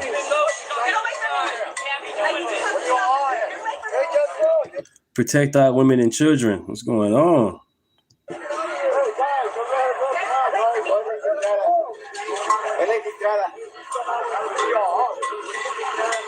Just absolutely terrible people. Absolutely disgusting, terrible people that should be locked in a padded room. For sure. For sure. Because you didn't like the woman, you ran up and decided that you were going to assault her. All right, she's walking away. Didn't Back like turn. the way that she voted. It's crazy. It's crazy. Punch her! Punch her! Like, what? We need to bring back insane asylums. There needs to be an insane asylum in every city. For sure. Because it's getting crazy out here. Or are becoming assholes. It is so hard not to let out all of your demons just by simply being around some of you. Seeing what you guys morally support. All are literally disgusting. Like just now, not even a year ago, you were praising death and laughing at the death of those little girls that died in that flood. Protesting over some black guy that kicked some pregnant woman. Trying to free a dictator just because Trump got it. Forget the fact that Kamala and Biden had a $25 million bounty on the guy's head, but Trump did it, so he's the bad guy. Not that any of you care that I walked over to the Republican side, but I will say, you guys are you're losing any good person you had on your team. And I'm watching them all walk away. And the last thing I'm going to say is that little ass joke of a fucking man is lucky I wasn't there. Oh my God, he would have been picked. I would have made him pick his teeth out of my boots. I just can't wait till one of y'all fuck with someone like me. I'm a martial artist. I just can't wait till one of y'all fucking pick the day where you fuck with people like me out in the street. Now they pick their battles carefully. They know who not to mess with, right? They know exactly who not to mess with. And I actually showed you guys a video clip of a far leftist. And yes, I'm going to continue to call them far leftists because that's exactly what they are. He was messing with this guy's mother, and then the guy showed up, and then he took off running. The guy confronted him, "Yo, you messing with my mom?" Getting in his face, and he took off running. But it was all fun and games when it was just his mom there. He was yelling at his mom, telling the guy's mom that he's glad that her husband passed away and blah blah blah, just being extremely disrespectful. But as soon as the man showed up, the son, I don't want no problems. I'm running. I'm getting out of here. Or like that far leftist that was flipping off the camera, and as soon as ICE arrested his little behind, he's up in there shaking like some booty meat. Come on, bro. Stop it with the nonsense. These people are not who they say they are. Anyway, I just wanted to show y'all that. Shout out to that young lady there. Welcome over to the good side. This young lady. Well, shout out to both of them. Right, shout out to her too, though. All right, Welcome good over to the good stuff. side. Glad to have you. Subscribe, Glad to have subscribe. you. Now, make sure you don't keep them same habits.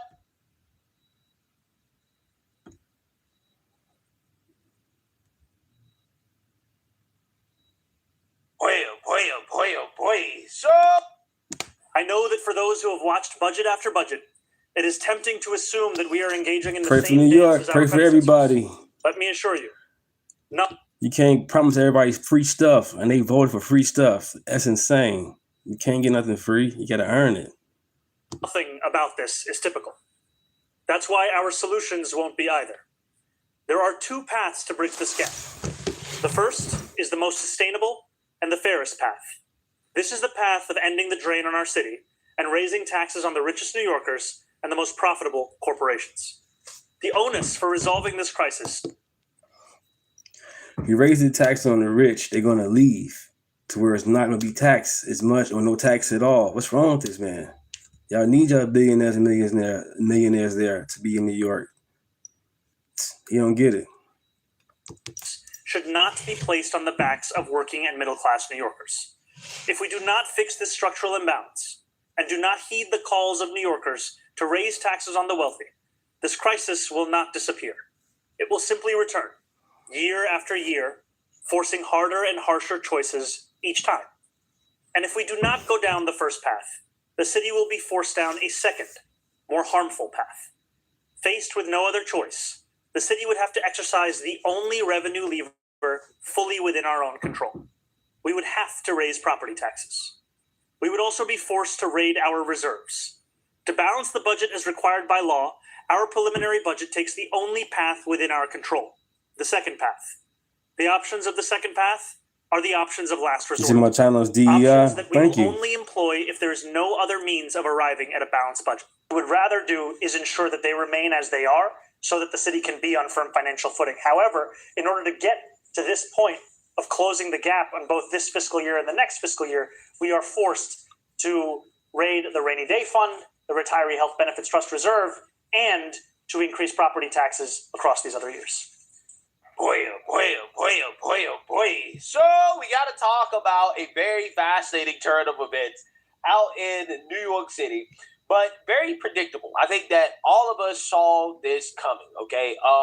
Anybody who is informed, that has common sense, that understands that the Democrat Party is not to be trusted, especially on the topic of affordability, right? There are two topics. It's crazy. He want to call me a monkey, but yet they was going crazy when Obama and Michelle was being portrayed as monkey. That's crazy. That's crazy. Dude in chat called me a monkey, but yet they had a outrage over Obama and Michelle. Amazing. That's amazing. In the chat called me a monkey. Immigration. You can't trust them on that, right? They're going to open the border wide open, okay? If/when they take back office, right? They have to. And the reason why they have to is because their states are losing people and they need illegals in their state before the 2036. I guess I'm not Obama and Michelle. You can't trust them on illegal immigration. You can't trust them on the border. You can't trust them on that subject at all, right? They're open borders, okay? They're pro-open borders. The far left is demanding that they abolish ICE, okay? The second topic that you can't trust Democrats on is affordability, right? You can't trust Democrats on affordability because they're the ones that made the country so unaffordable in the first place, okay?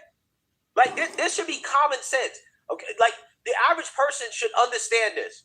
I know you guys understand it because you watch my channel. Everybody that watches my channel is not surprised by what we're about to talk about, right? None of us are surprised, right? We're not surprised, okay? But it seems as if in order to red pill a leftist, the red pill level, you got to give them what they want. You got to give them what they want. I don't know why is it that people don't understand that Democrats are bad. You just listen to their policies, listen to the far left and what they want, pay attention to what actually happens, understand how things actually work, use your common sense. You shouldn't have to vote these people into office and then to have them swindle you, to have them bamboozle you, to realize you've been hoodwinked, led astray, and run amok for you to realize that, hey, they were full of shit. That all that stuff they talked about was nonsense, right? That free stuff ain't free. That socialism costs. That the rich I just said that stuff costs. I just said try that. to tax them too much. This is all empirically true. We can observe this, right? We can observe this. And this is why I talk about these topics on my channel so much, because I just want people to understand we have examples. It's not just Avenger Joe, thanks for being in the chat. examples of what happens in real life. Okay?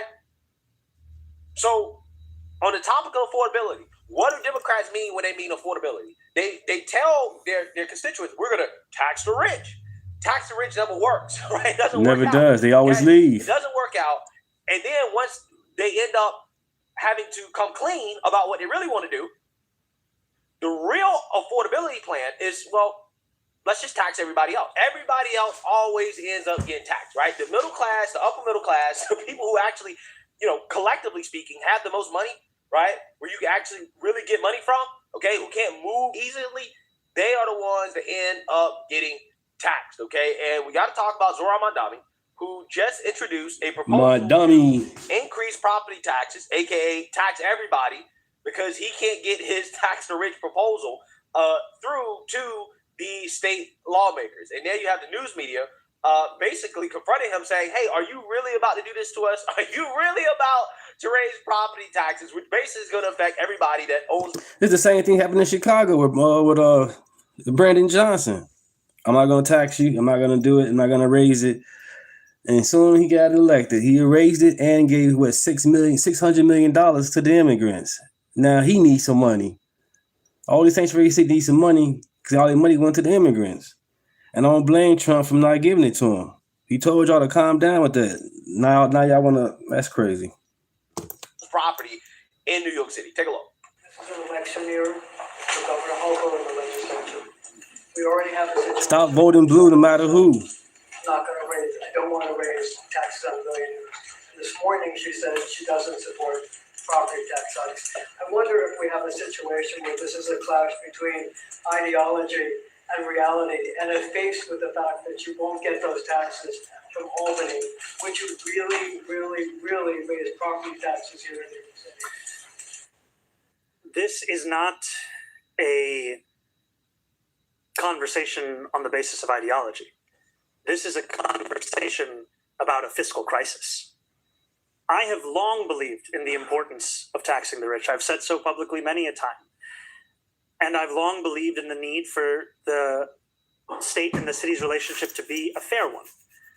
What we are speaking about in this moment, however, is not just that long-standing belief, the long-standing issues that have characterized that relationship, but a generational fiscal crisis of $5.4 billion. And when faced with this crisis, the question is, who should pay these taxes? I believe that it should be the wealthiest New Yorkers, the most profitable corporations. I believe that they can afford to pay a little bit more. We are in the most expensive city in the United States of America. I firmly believe in the need to make this an affordable city. I believe that we do so and reckon with structural crises by pursuing the first path, one of raising taxes on the richest New Yorkers, the most profitable corporations, and ending the drain. When push comes to shove, raise the property taxes. I do not want to raise property taxes. I have said time and time again that it is a broken system, one that we are sincerely looking to reform, which is why we're going to be sending up a proposed piece of legislation in the next few weeks. What I am showcasing to New Yorkers is that there is one tax the city can raise. It is a broken property tax system. We do not want to do so, which is why we have said time and again that we want to work with Albany to ensure that we resolve this fiscal crisis by addressing the structural roots of it. Thank you, Marshall. Yeah, so what Zohran is saying is basically, give us the money or we're going to raise taxes on everybody. So without further ado, let's go ahead and get into this. Mamdani taking a new approach to try and get the state to raise taxes on millionaires and corporations. Okay, he's threatening to raise property taxes for people living in the city. Fox 5's Morgan Mackay is live at City Hall with the details. Morgan. Hey, Stephen, Natasha. Mayor Zohran Mamdani is proposing raising property taxes by 9.5% to fill the city's budget gap, calling this the nuclear option if state lawmakers don't raise taxes on millionaires and corporations this year. Now, the last time the city raised property taxes so significantly was in 2003 under former Mayor Michael Bloomberg, following the 9/11 terror attacks that led to a recession. Now, Mamdani says that the city is currently facing a $5.4 billion budget gap over 2 years. He claims the city only has two options to raise this revenue to fill the gap. Option one is to have state lawmakers raise taxes on millionaires and corporations and have the state contribute more back to the city in revenue. Option two, which the mayor called a last resort, is to increase property taxes by 9.5% and drain the city's rainy day fund. Well, you know, there's also a third option too. The third option is to cut spending, right? They're not going to do that, right? He's not going to do that. No, not going to do that. This man inherited a balanced budget from Eric Adams, right? Right, And subscribe. the so-called rainy day fund, right? But this dude got in the office and said, Eric Adams left me with a budget crisis. No, he didn't. He left you with a balanced budget and a surplus, right? A surplus. Wow. So what has Zoran done? Well, he created the budget and he realized that, oh, wait, free stuff ain't free, right? In order to pay for universal child care, free buses, all of his campaign promises, all the things that he promised his silly supporters, right? That costs money. Free stuff ain't free, right? And this is, again, it's so frustrating because these people run around, these socialists, these progressives run around saying they want free this, free that, and none of it is free. It's not free. You have to pay for it. It has to be paid for, okay? It's not free. It's never free. And the socialist, he's finding out the hard way, right? That you got to live within your means. That illegals cost money. So again, we're talking about a $12 billion budget deficit that he created. He created that deficit. He inherited a balanced budget. He could have just stuck with the budget. No. He said, we need $12 billion more that we don't have to fulfill my campaign promises, to pay for illegals, right? Now all of a sudden he's saying, well, we only need 5.7 billion now, right? Magically, that budget deficit has gotten smaller because he's gotten some pushback from state lawmakers. So he's trying to negotiate, right? But again, he's basically threatening to raise taxes on everybody if he doesn't get what he wants. Fiscal watchdog groups like the Citizens Budget Commission have been urging the city to find savings and cut programs rather than raise taxes. The mayor said the administration already budgeted for about $1.7 billion in savings they hope to find over the next 2 years. But Mamdani continued. They hope to find, right? Hope to find. Not that, hey, we found it and we're going to cut this. No, we hope to find it. Incredible. Insist that the only way out of this crisis is to raise taxes, and the only taxes he can control are property taxes. If we find additional savings, we will absolutely use them. However, responsibly, I cannot tell New Yorkers that that is the likelihood over these next few months. We're not cutting anything, right? We're not cutting anything at all. We're going to increase taxes. That's it, right? He's hell-bent on increasing taxes. That's what he's saying. You know, I remember when politicians used to run on not raising taxes, right? Now you got socialists. They're so ass backwards that they run on raising taxes. And they win, right? They're winning in some races. The problem is that they think that other people are going to have to pay. Oh, well, the rich are going to have to pay. The rich don't. They have the money to leave. They can leave anytime they want to. They rich. They don't got to stay. When these people claim they want to tax the rich. Yeah, right? Got to stay. What's wrong with these people? Because, again, the rich leaves. And when the rich leaves and these people refuse to cut spending, who's left holding the bag? The middle class, the people who are still there. That's what you got to understand. Even if you raise taxes on the rich, that forces people out of the city. They leave the city, and then guess what? The people who are there get stuck having to pay. That's how tax the rich always works. We saw this in Chicago. We're seeing it in California. That's how it works every single time. And then they end up with a bigger budget deficit the next year, right? And then they come back and say, well, we got to tax the rich more. Eventually, there's not going to be any rich people to tax, right? That's kind of how it goes. Showcasing to New Yorkers is that there is one tax the city can raise. It is a broken property tax system. We do not want to do so, which is why we have said time and again that we want to work with all to ensure that we resolve this fiscal crisis. But Critics of the plan say raising property taxes goes against the mayor's affordability agenda, especially as the mayor is still looking to freeze the rent for rent-stabilized apartments. Governor Kathy Hochul just yesterday announced her plan to have the state give the city an additional $1.5 billion this year, which shrunk the original $7 billion gap to $5.4 billion. Hochul today said she is opposed to the mayor raising property taxes, adding that she doesn't think it's needed. The new council speaker, Julie Menet, also pushing back, saying in a statement that Like how the politicians work for free. Yeah, that's a good one. not an option that should even be on the table. Queensborough President Donovan Richards also weighing in, saying it's a non-starter and would severely impact homeowners in Queens. You're going to force people out of their homes. You're talking about putting people, especially seniors, on most.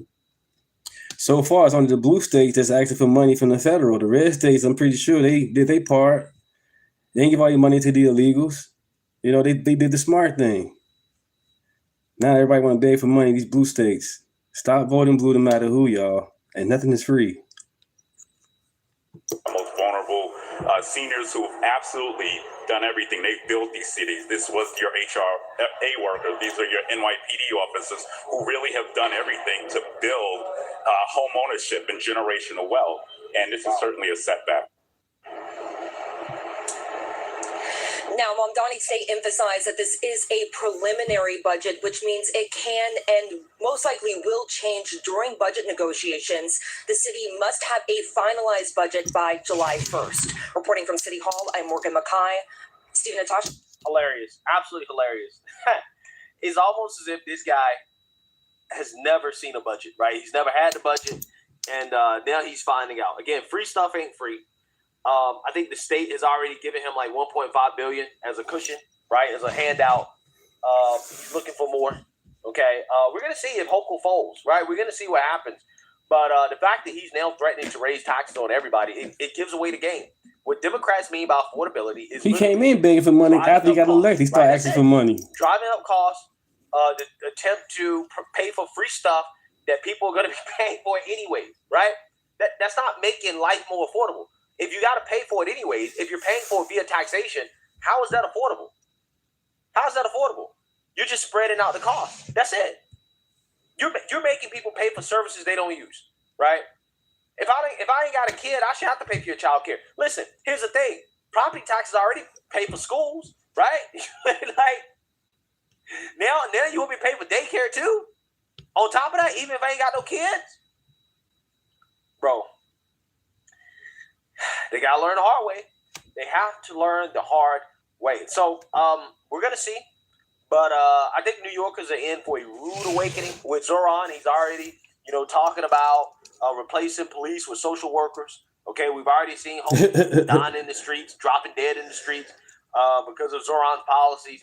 But, they're going to stick by him until the city turns into a complete shithole. Right? I mean, it's already almost there. But it's going to have to get a lot worse before these people realize that, hey, we made a very, very, very, very bad mistake. But, hey, Let me know what you guys think. Make sure you like, comment, and subscribe. Most importantly, share a Black conservative perspective. Peace.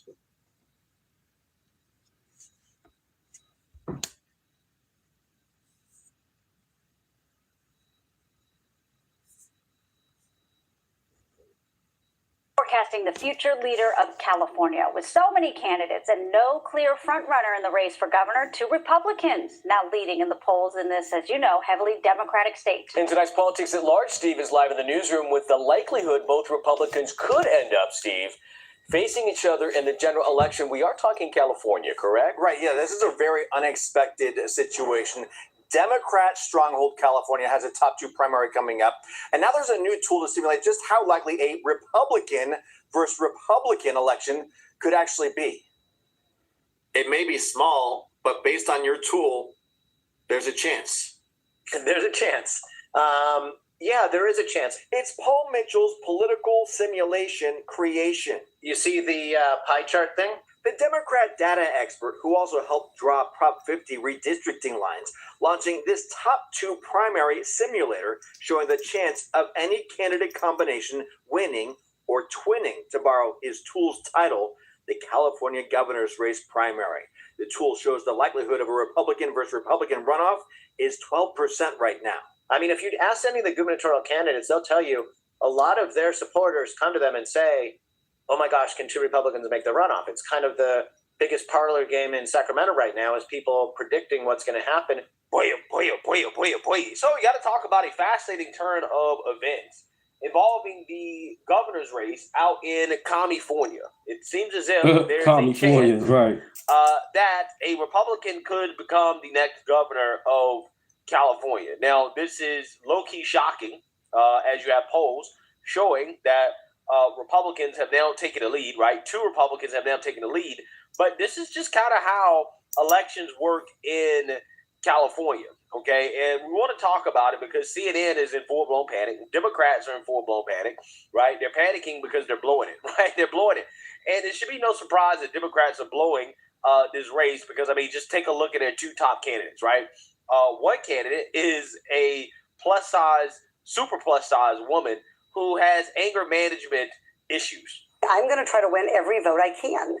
And what I'm saying to you is that... Well, to those voters, okay, so you... I don't want to keep doing this. I'm going to call it. Thank you. Damn. You're not going to do the interview with us? Nope, not like this. I'm not. Not with 7 follow-ups to every single question you ask. Every other candidate has answered. I don't care. I don't care. I want to have a pleasant, positive conversation in which you ask me about every issue on this list. And if every question you're going to make up a follow-up question, then we're never going to get there.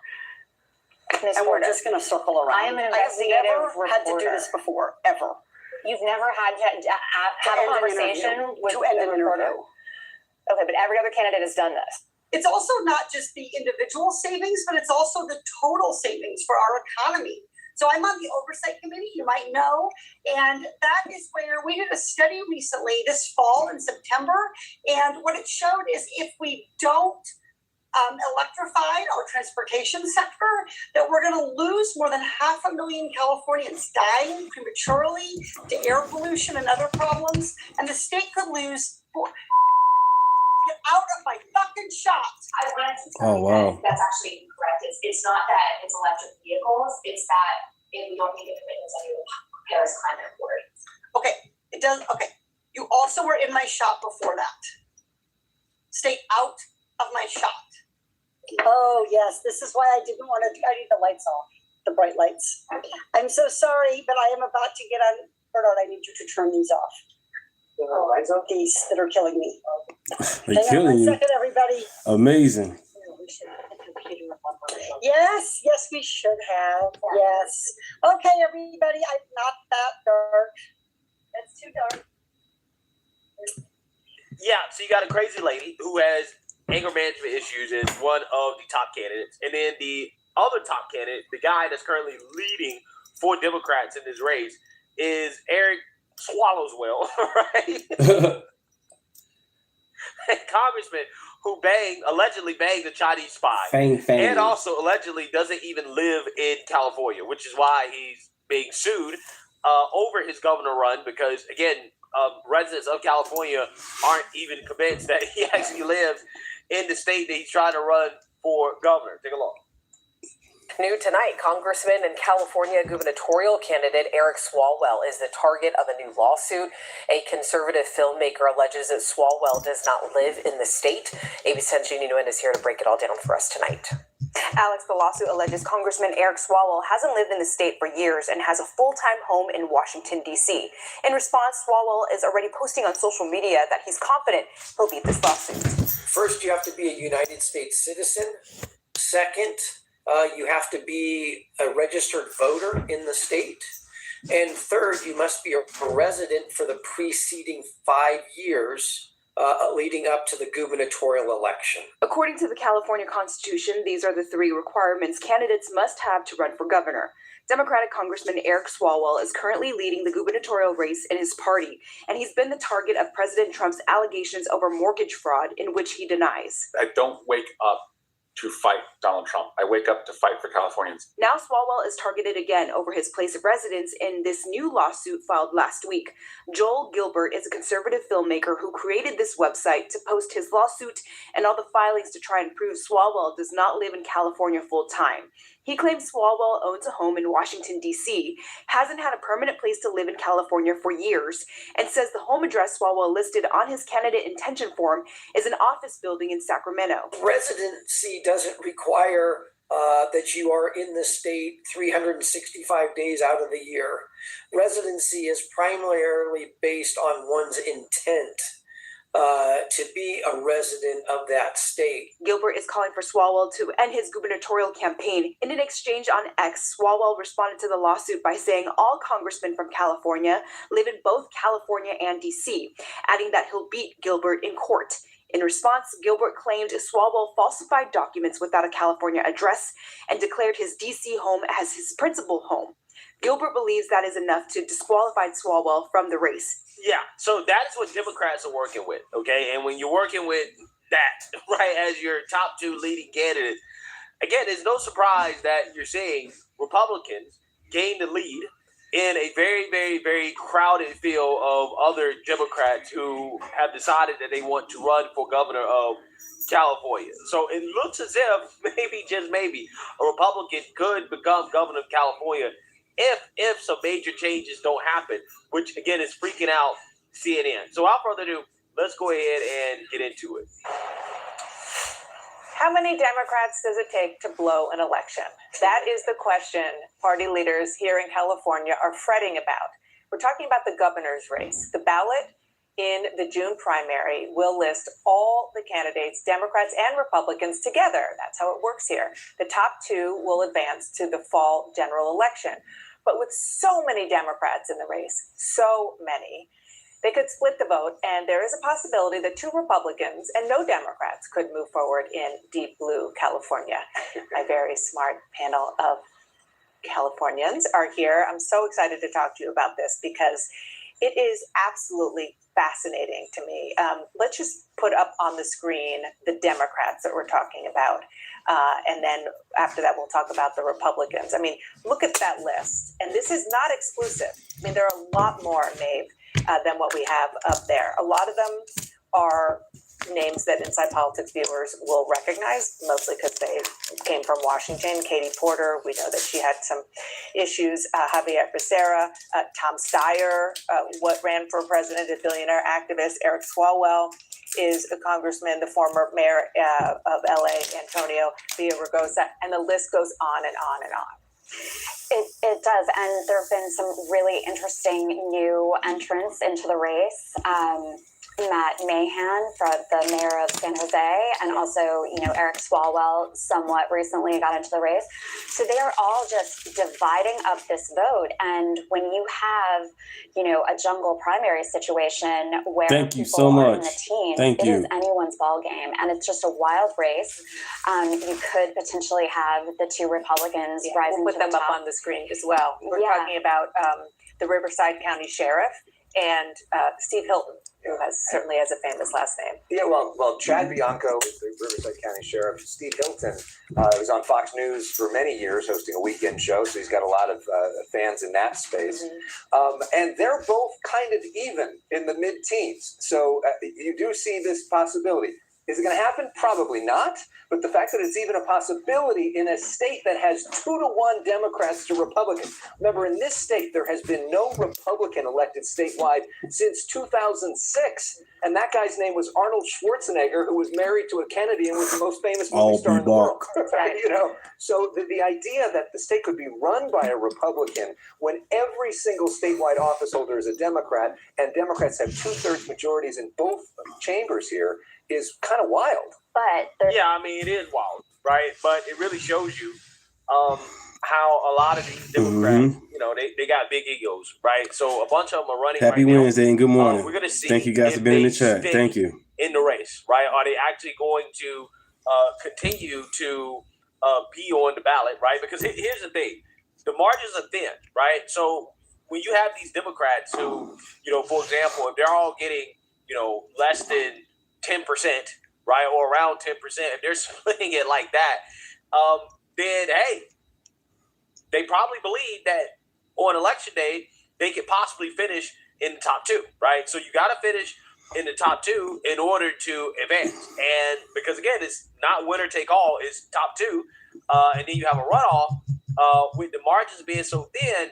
If all these Democrats decide that they want to continue to stay in the race, that they don't want to drop out, then that could lead to some issues, right? Now, if a bunch of them decide to drop out, then yeah, it is likely that you're going to have Eric Swallowswell and Katie Porter headed to a runoff. But yeah, they did. They had Reagan and There's so much Schwarzenegger. money that is waiting in the wings. I mean, we've all seen this movie, particularly in California before, where these outside groups come in to, strengthen one of the Republicans and try to sort of even out, turn it more into a two-man race. Well, that's what they usually do. So usually in California, there is a Democratic frontrunner who then spends money to try to lift a Republican into the top two, so that way they win because there's so many more Democrats. But that may not happen right now because there isn't a Democratic frontrunner. If you think about it, so many big names who could have cleared the field passed. That's right. No Kamala Harris. No Kamala Harris. No Alex Padilla, the yeah. senator.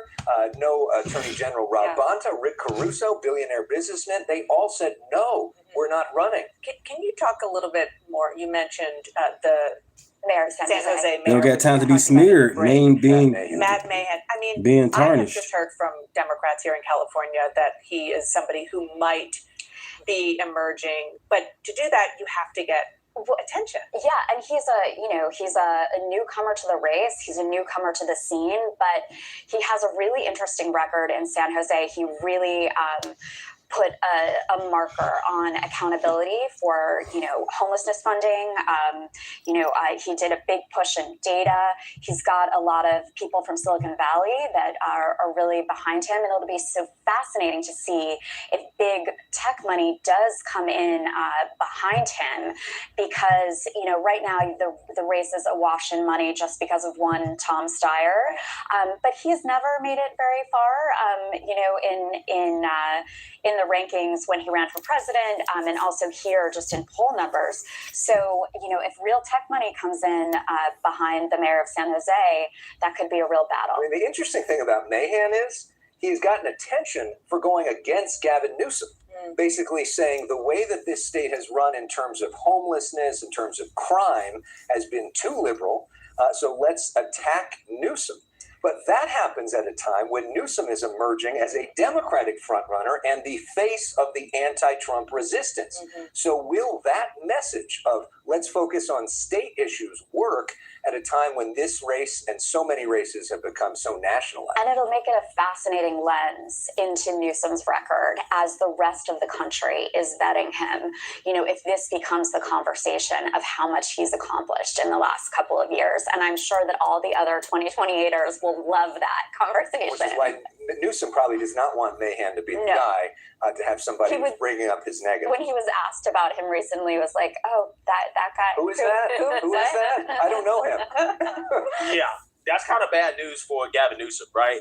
Basically what they're saying is that, hey, if this guy gets into the race, then the race could be about attacking Newsom, right? Which, I mean, would be smart, right? In the sense that if I was a Democrat running in California, I would make my campaign about, hey, we don't want what Newsom has turned this state into, right? Let's actually, go in a different direction, okay? Newsom is way too liberal. He's way too progressive.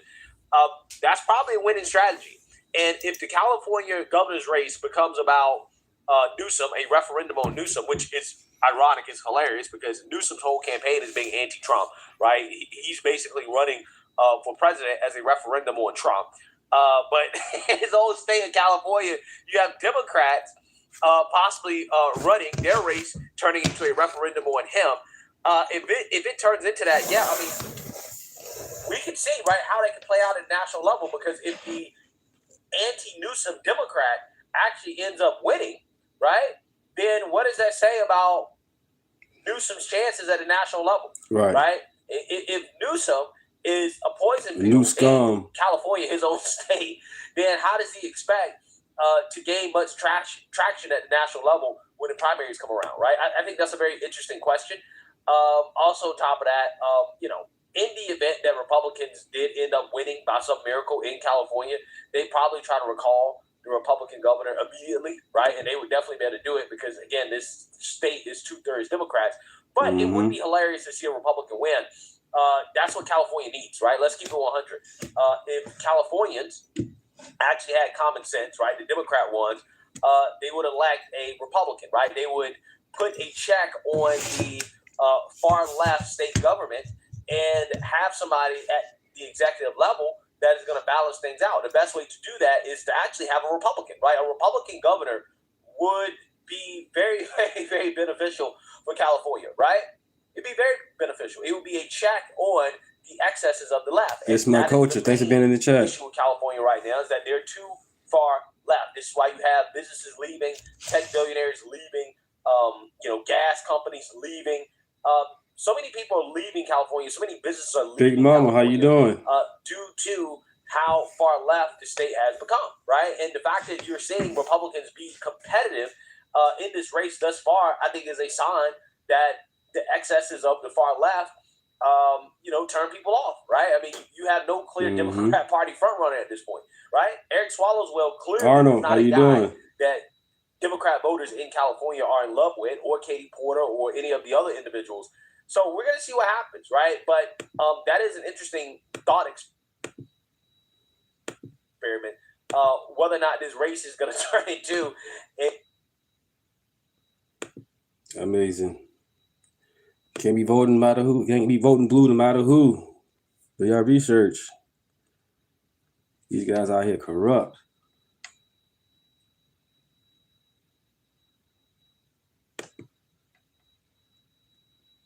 One man. I mean, I love it. So how can white privilege be a thing if it's imaginary? You don't make any sense. You just said whiteness isn't real. Yet just before that, you said that people have white privilege. Thank you, Big Mama. And it's white supremacy. But now you're trying to back out of it because you looked around the room and there's some Italians and some Germans and Lithuanians, and they're all white. And you're like, well, wait a second. I don't mean like German or Italian. I just mean like white with no nationality. Doing great. Or something. This is Nice and sunny out here in Illinois. Nice and sunny in Illinois. I don't know if this was what he was talking Rockford. about, but it sure fits. She went over there and she didn't embarrass America. She embarrassed herself. She embarrassed the Democrat Party. And she realized it too late. Well, that doesn't mean you're German, Italian, or something. That are based on values, and they are so much a part of what make our cultures and our societies what they are. And then I didn't know if you saw that part, but I'm sure every single one of you have seen this part. I think that this is such a, I think that this is a... It's not AI. This is real. This is, of course, a very long-standing get it out policy of the United States. And I think what we are hoping for is that we want to make sure that we never get to that point. Of course not. But you didn't say nothing. How can, and I wanted to show this tonight because she's not done yet. Tell me how, and I keep saying it because I think you guys need to hear it. How the hell do people think we're losing? If I was watching a game film and that was my opponent, I would have to hide my face from the coach because coach is Same like, thing "What for are you doing? Chicago. You're Chicago laughing need at a your Republican opponent? mayor. The opponent's gonna come New at York you need a on this Republican weekend." mayor as well. New Not York and that opponent. Chicago. This is ridiculous. And Illinois as far as governor as well. Yeah. I don't know. Is there somebody else on the team? Because she can't beat us. I don't care what the panic can say. It is an absolute joke. A joke. Let's continue. You feel for somebody when they're not ready for a moment. You really do. World stage. Word salad served up. The dismal reviews for Congresswoman Alexandria Ocasio-Cortez's words and remarks and pauses and gasps for anything to say coherently there are really getting bashed today. She was at the Munich Security Conference. Faulkner. Bashing is coming Harry in a Faulkner. bipartisan way.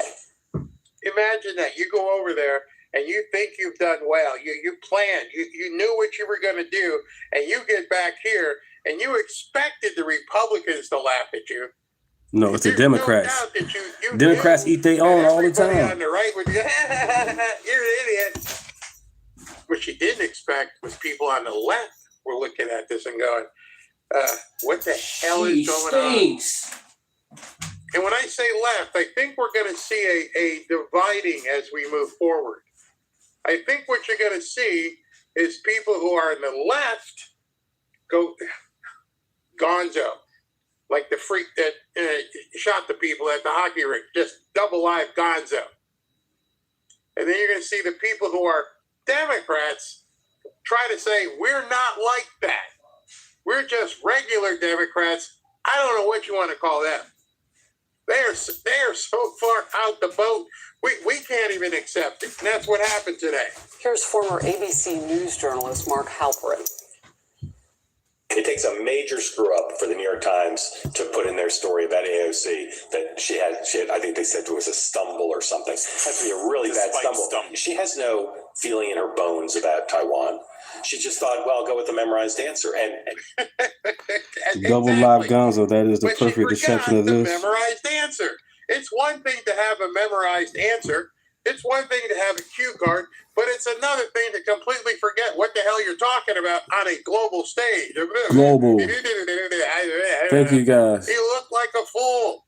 Nobody wants any part of you. But the funny thing is, I don't understand why people were laughing or bitching about it. This is normal behavior for her. You see, what the left is finally seeing is because they're having to pay attention. They thought she was going to go over to Munich and knock it out the park, and that's our next vice president. She's going to run with Kamala. We're going to show the Republicans. Thank you. She went and got on a big stage and does what she always does. Thank you. We weren't surprised. I'm pretty sure none of you were surprised. They're like, that's what she always acts. She doesn't know any better. And she's learned from the best, which is Kamala, who can talk for 5 minutes and not say anything. That's who's going to win? Come on, man. I was born yesterday. In order for you to listen to these people on X who are poo-pooing everything, you also have to look to the other side and go, damn, we can't lose to that. There's no way anybody wants any of that. And I'm going to talk to you. I started talking to you this afternoon, but I'm going to talk to you more about Mamdani. They can't understand why people don't get it. We need to take your money and we need to give it to poor peoples and we need to do different things. Oh, the different things. Oh, that's coming. I do long form as well. Talk about a big L. We got a big L to show you. I don't think even the Democratic Party will make somebody the nominee if they can't answer that question. She didn't go with a memorized answer. Damn. I love how Harris was like, I don't know what the hell she did. She didn't have a cue card. She didn't have it written on her hand. Nothing. Complete blank mind. She had nothing to offer. You flew halfway around the world to throw up on yourself. And like I said, we're not surprised. The left is surprised. They thought they had their person. Democrat strategist Dan Turrentine here. It was a reminder of you're now on the big stage. Her team hyped her appearance. She froze like a deer in headlights. And this tough assessment from a veteran New York Democrat strategist, here's the quote, "It was a beauty pageant to show that she had some chops about international issues, and she showed a complete lack of chops." He goes on to say if she runs for president, quote, "She's now given the opposition tons of ammunition to destroy her." President Trump weighed in. I watched AOC answering questions in Munich This was not a good look for the United States. AOC, I never heard her speak very much, and they started answering questions. She had no idea what was happening. She had no idea how to answer, very important questions concerning the world. So it's going to happen. She's going to go to school. They're going to hire consultants. They're going to try their best to get her polished up, get her ready for the campaign, get her ready for hard questioning. They're going to try their best. But it's not going to work. You know how I know it's not going to work? Because we've already seen the prototype. They brought out Kamala. They spent $1 billion trying to push Kamala out there. They did everything they can. They got the media behind her. They got athletes. They got movie stars, all kinds of entertainers, Springsteen, Bon Jovi. And then she just walked out there and threw up over everybody with $1 billion spent. So if we now know the recipe, that's what's coming. They're going to try and spit shine AOC. But unless they tell her, do not get in front of a microphone for the next 10 months, she's done. And that ain't going to happen. She's going to keep going out there because she has to. She has to be around her peeps. She has to be around other idiots. She has to be around other socialists. She can't go away. She's like the marquee name. It's AOC, the squad, Mandami. They're all in this together, and they just realized in the last 24 to 48 hours that they sat on a grenade. So you can spend $1 billion trying to polish her up. It ain't going to work. She won't be able to debate anybody. Anybody. I mean, I would take one of the congressmen and try to see if she could debate them. She can't debate anybody. She doesn't know anything. All she knows is how to make rum and cokes and steal money. Bartender. But pressed with questions on a grand stage, it ain't gonna happen. That's the context, and that's important to know because it wasn't just for her party, and it wasn't just for some small group. Here's my view: it's not. Okay, I took that segued a little bit faster. Then today it happened again. Like I said, they're not going to be able to shut her up. Because they can't shut her up, it's just going to keep happening over and over and over. So the guy you just saw was Randy Fine. And Randy Fine found out that these people from the other country, I'm saying this in a good way so they don't give me a hard time, the Muzzies, don't want you to have dogs. They don't want Americans to own dogs. They can run around in the street, but you can't have one in your house. And so Randy Fine actually posted something, and he posted this. He goes, if you force us to choose the choice between dogs and those people, it's not a difficult one to have. And what he was referring to, and this is important, he was referring to Needin Kiswani, an activist, a nutjob activist, who posted, finally, New York City is coming to Islam. What the? Dogs definitely have a place in society, just not as indoor pets. Like we said all along, they are unclean. That's who he was responding to. And he also posted this. Famous, and that's from him. Famous Palestinian activist calls for dogs to be banned as indoor pets in New York City because they, quote, are un-Islamic. Get the fuck And so here comes here. AOC stepping right dead into it.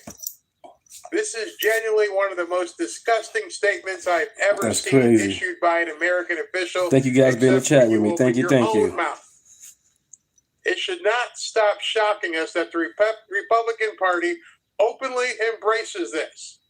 Fine, Randy Fine, should be censured and stripped of committees. To ignore this is to accept and normalize it. Are you serious? He should be stripped of committees and censored. And I wrote this earlier. What is genuinely disgusting is you, AOC, not understanding American culture. I talked to you a lot yesterday about culture. And openly trying to destroy it, our culture, then instead of working to uphold it. People coming here must assimilate to American culture. Thank you. Or you and they can genuinely F off. You see, they're missing the point here. If these people are coming here for whatever reason or for however long before they get booted, it is their job to assimilate to America. It is not our job to bow down to them and do what they like. Makes no sense. You don't like people having pets, dogs? Get out. You are not going to come to America and tell us who we can or can't have as pets. Once they let it into New York City where they were doing the call to arms, and they do that in Minnesota, these people now begin to feel like they can flex muscle. And they want your dogs gone. And I'm telling you, no, he's not in here, but I'd have to go to battle for our two dogs. If somebody knocked on the door and said, we got to give us your dogs, I'm going to give you something, but it won't be the dogs. And I bet you almost every single one of you in here feels exactly the same way. It's the principle, number one. This is our culture. We have pets. We've always had pets. And now you guys show up on the doorstep, ushered in by people like AOC, and you think you can force people to give up their pets. No way. Homeless people got pets. We're losing in November. Homeless people got pets. That's not going to happen. You know, because there's so many people who have domesticated animals as pets on the left and the right. You're telling me we are going to lose to this ideology? Are you effing kidding me? It's only February, and they're exposing what's behind the trench coat, and it's enough thus far in 2 months for everybody to go, these people are bat poop crazy. And the other people who are lopping off their junk, they're bat poop crazy. Your entire party is bat poop crazy. This is America. You want to come here, even if you come here legally, you have to assimilate to us. And so, yeah, you don't like it, leave. But you are not, ain't giving up my dogs for nobody.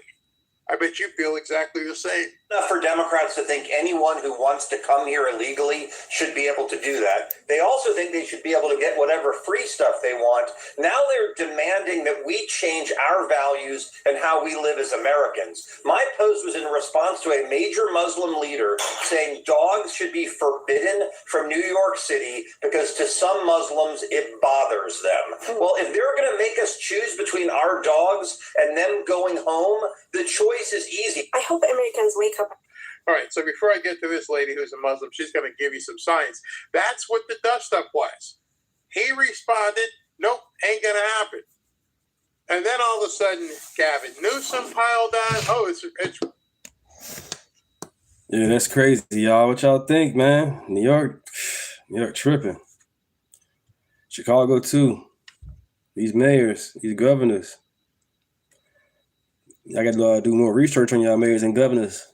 It's racist. Everything is racist. Now, wanting to keep your dogs and calling these people morons is racist. I saw this post, and I just want to tell you, it's a little bit rough. It's not a video that I can blink things out. And this person comes with it, brings the fire every time she posts. So just be careful. It's nighttime. You know, gird your eyes.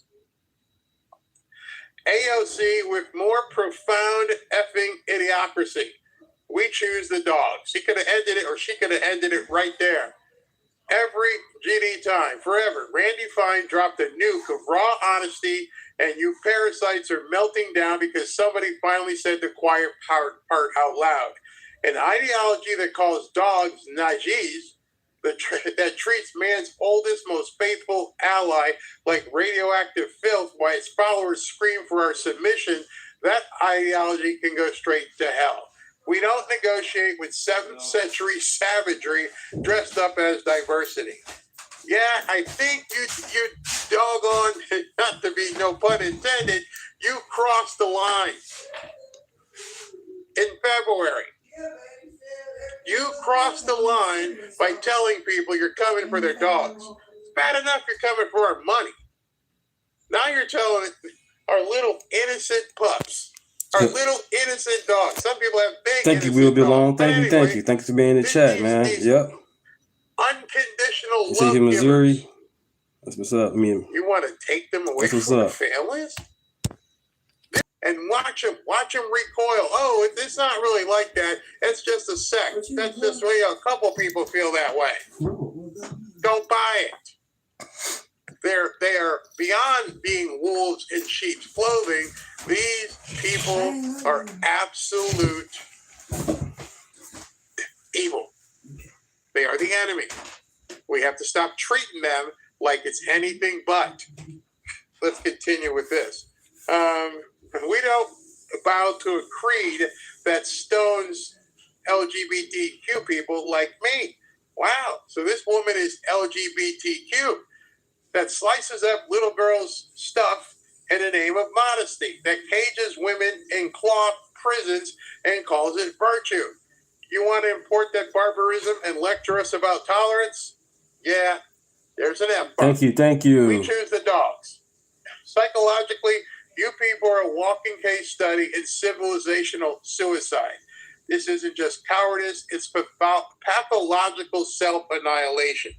Not only is it pathological self-annihilation for the way they think, it's pathological self-annihilation for anybody who cozies up to this.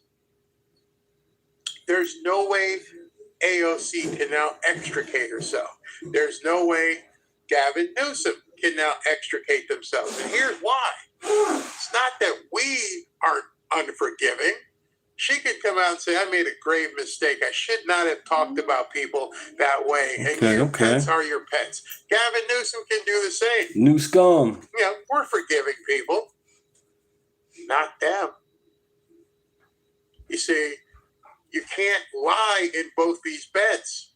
You can't stand up for what you really believe because now you need these people.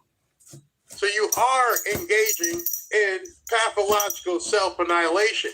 You chose to align yourself with these people. Own it. Own it. That's who you're with. That's going to be the Good morning, albatross Bruce. around your neck. More like a cinder block around your neck.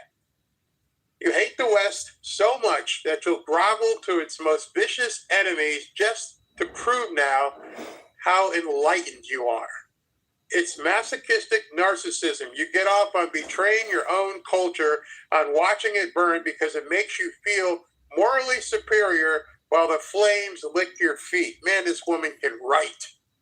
I read her stuff and go, wow, you are so good. While the flames are burning your feet, you're willing to stand there and burn up at the stake rather than call these people out. Like I said, we're forgiving. Okay, well, sorry, we ain't going to vote for you, but, we're not going to hold it against you. That's not how they are. They will light that match and burn your feet and throw you off a roof. And the same people now want to take our dogs. Yeah, I had a good breakfast. Thanks for asking. Yes, I did. Yeah. Did you? Did you guys have a good breakfast this morning? Classic Stockholm syndrome. Nice and sunny outside here in Rockville, Illinois. Virtue, Nice and sunny. Textbook death drive. You're not progressive. You're regressive traitors cosplaying as saviors while selling the rope that will hang us all. I told you this woman can write. You're selling us out and holding while selling the rope that will hang us all. You're inviting the enemy. You're cozying up to the enemy. As President Trump used to read so eloquently, the snake. And when the snake bites you, that's because you forgot it was a snake. And they don't seem to understand at this point the conundrum that they find themselves in. You can't have it both ways. You have made your bed with these people. You've imported them. You need them for votes. You own all that. There's no way out. Good luck. It says, history is blood-soaked warning you ignore because it's inconvenient. Persia, the cradle of civilization, conquered, renamed, forcibly converted. That's Iran. Byzantium, the eastern bulwark of Christendom, reduced to Hagia Sophia with a minaret stuck on the top like a middle finger. North Africa, once the breadbasket of Rome and home to towering Christian thinkers, now a desert of theocracy. It's just void of any faith. Spain, Tennessee, that's what's up. Groaning 8 centuries under the Moorish boot until the Reconquista clawed it back. And now they've given it up Okay, again. Tennessee, man. India, Check that carved out. up in rivers of blood during partition. Lebanon, the Paris of the Middle East, turned into a Hezbollah war zone. Every single time the pattern repeats. Infiltrate, demand concessions, outbreed, dominate, erase. I want you to just make sure you commit that to mind. Infiltrate, demand concessions, get rid of your dogs, let us sing the song in the middle of Manhattan. We demand it. Outbreed us. It's happening. Dominate and erase your culture. Diminitude isn't coexistence. It's slow extermination with a smile and a tax. You know, when you read these things, one of the things that must go through your mind is this hyperbole? Is it too much for us to understand? No, because even certain Democrats, as you just saw, they're starting to look at this and say, we're in trouble. It's at this point, do you realize that hardly any of the panicans and black pillars even talked about this today, or even talked about what AOC did over in Germany? They have gone completely, just like the Savannah Guthrie thing, they have done nothing but talk about how Trump is going to lose in November, and they're not showing you what these freaks are doing. Have to wonder who's paying them. Yep. Really do. Continue. You think this is just about the dogs? And this is what's most important. It's just the opening salvo. It is the opening shot. First, the pets aren't clean. Oh, bike rides. I love bike rides. Unclean. I should ride my bike out here. Then women's spaces. I should ride my bike today. I Like should. me swinging from cranes. This is not the group of people that you want to give an inch. The mile will be absorbed very quickly. And then they won't stop at the mile. Right. In fact, what I'm going to show you, I don't know if it's the next piece, but they're already working on the next phase, which I know is going to freak you out. You probably haven't even heard anybody talk about it. It's this bad. You're normalizing it step by step because you're too spineless to fight. You'll cry Islamophobia, while actual phobia is fear of dogs, fear of music, fear of freedom, fear of women. Get a free pass under cultural sensitivity. We choose the dogs because dogs represent everything your imported death cult hates. Loyalty without submission, love without conditions, joy without fear. Dogs don't demand you pray 5 times a day facing Mecca. What? They do. Amazing. Dogs don't riot when someone draws a cartoon. They do. Dogs don't throw acid in little girls' faces for going to school to learn. If that's something that you didn't know. Yes, they are. That means you're not hearing enough about the culture they have and how they're trying to change American culture. AOC said that overseas. You know, culture is temporary. What? Bullshit. This is America, and we're seeding these things to people right now. Don't think I'm not lying. Look at Minnesota. Look at what New York's going through, even worse tonight. One of our biggest cities in the country, if not the world. And right now, Mondami realizes nothing he wanted to do can be done, so he's got to screw people to the wall. Because we got to have, these people get what they need. Doesn't matter how much poop is on the street. So take your fake outrage, your committee letters, your resignation demands, and shove them up your treasonous arses. We choose the dogs. We choose freedom. We choose the West. Flawed, yes, but infinitely superior to the medieval hellhole you're simping for. We will defend our way of life with feral, unapologetic fury. Touch our dogs, touch our culture, touch our freedom, and we will bury you in the rubble of your own delusions. We choose the dog, bitches.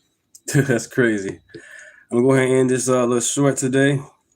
And I'll be back tomorrow morning for you guys. Like and subscribe. Make sure you hit the notification. Hit all. I'll be back. Thank you, guys.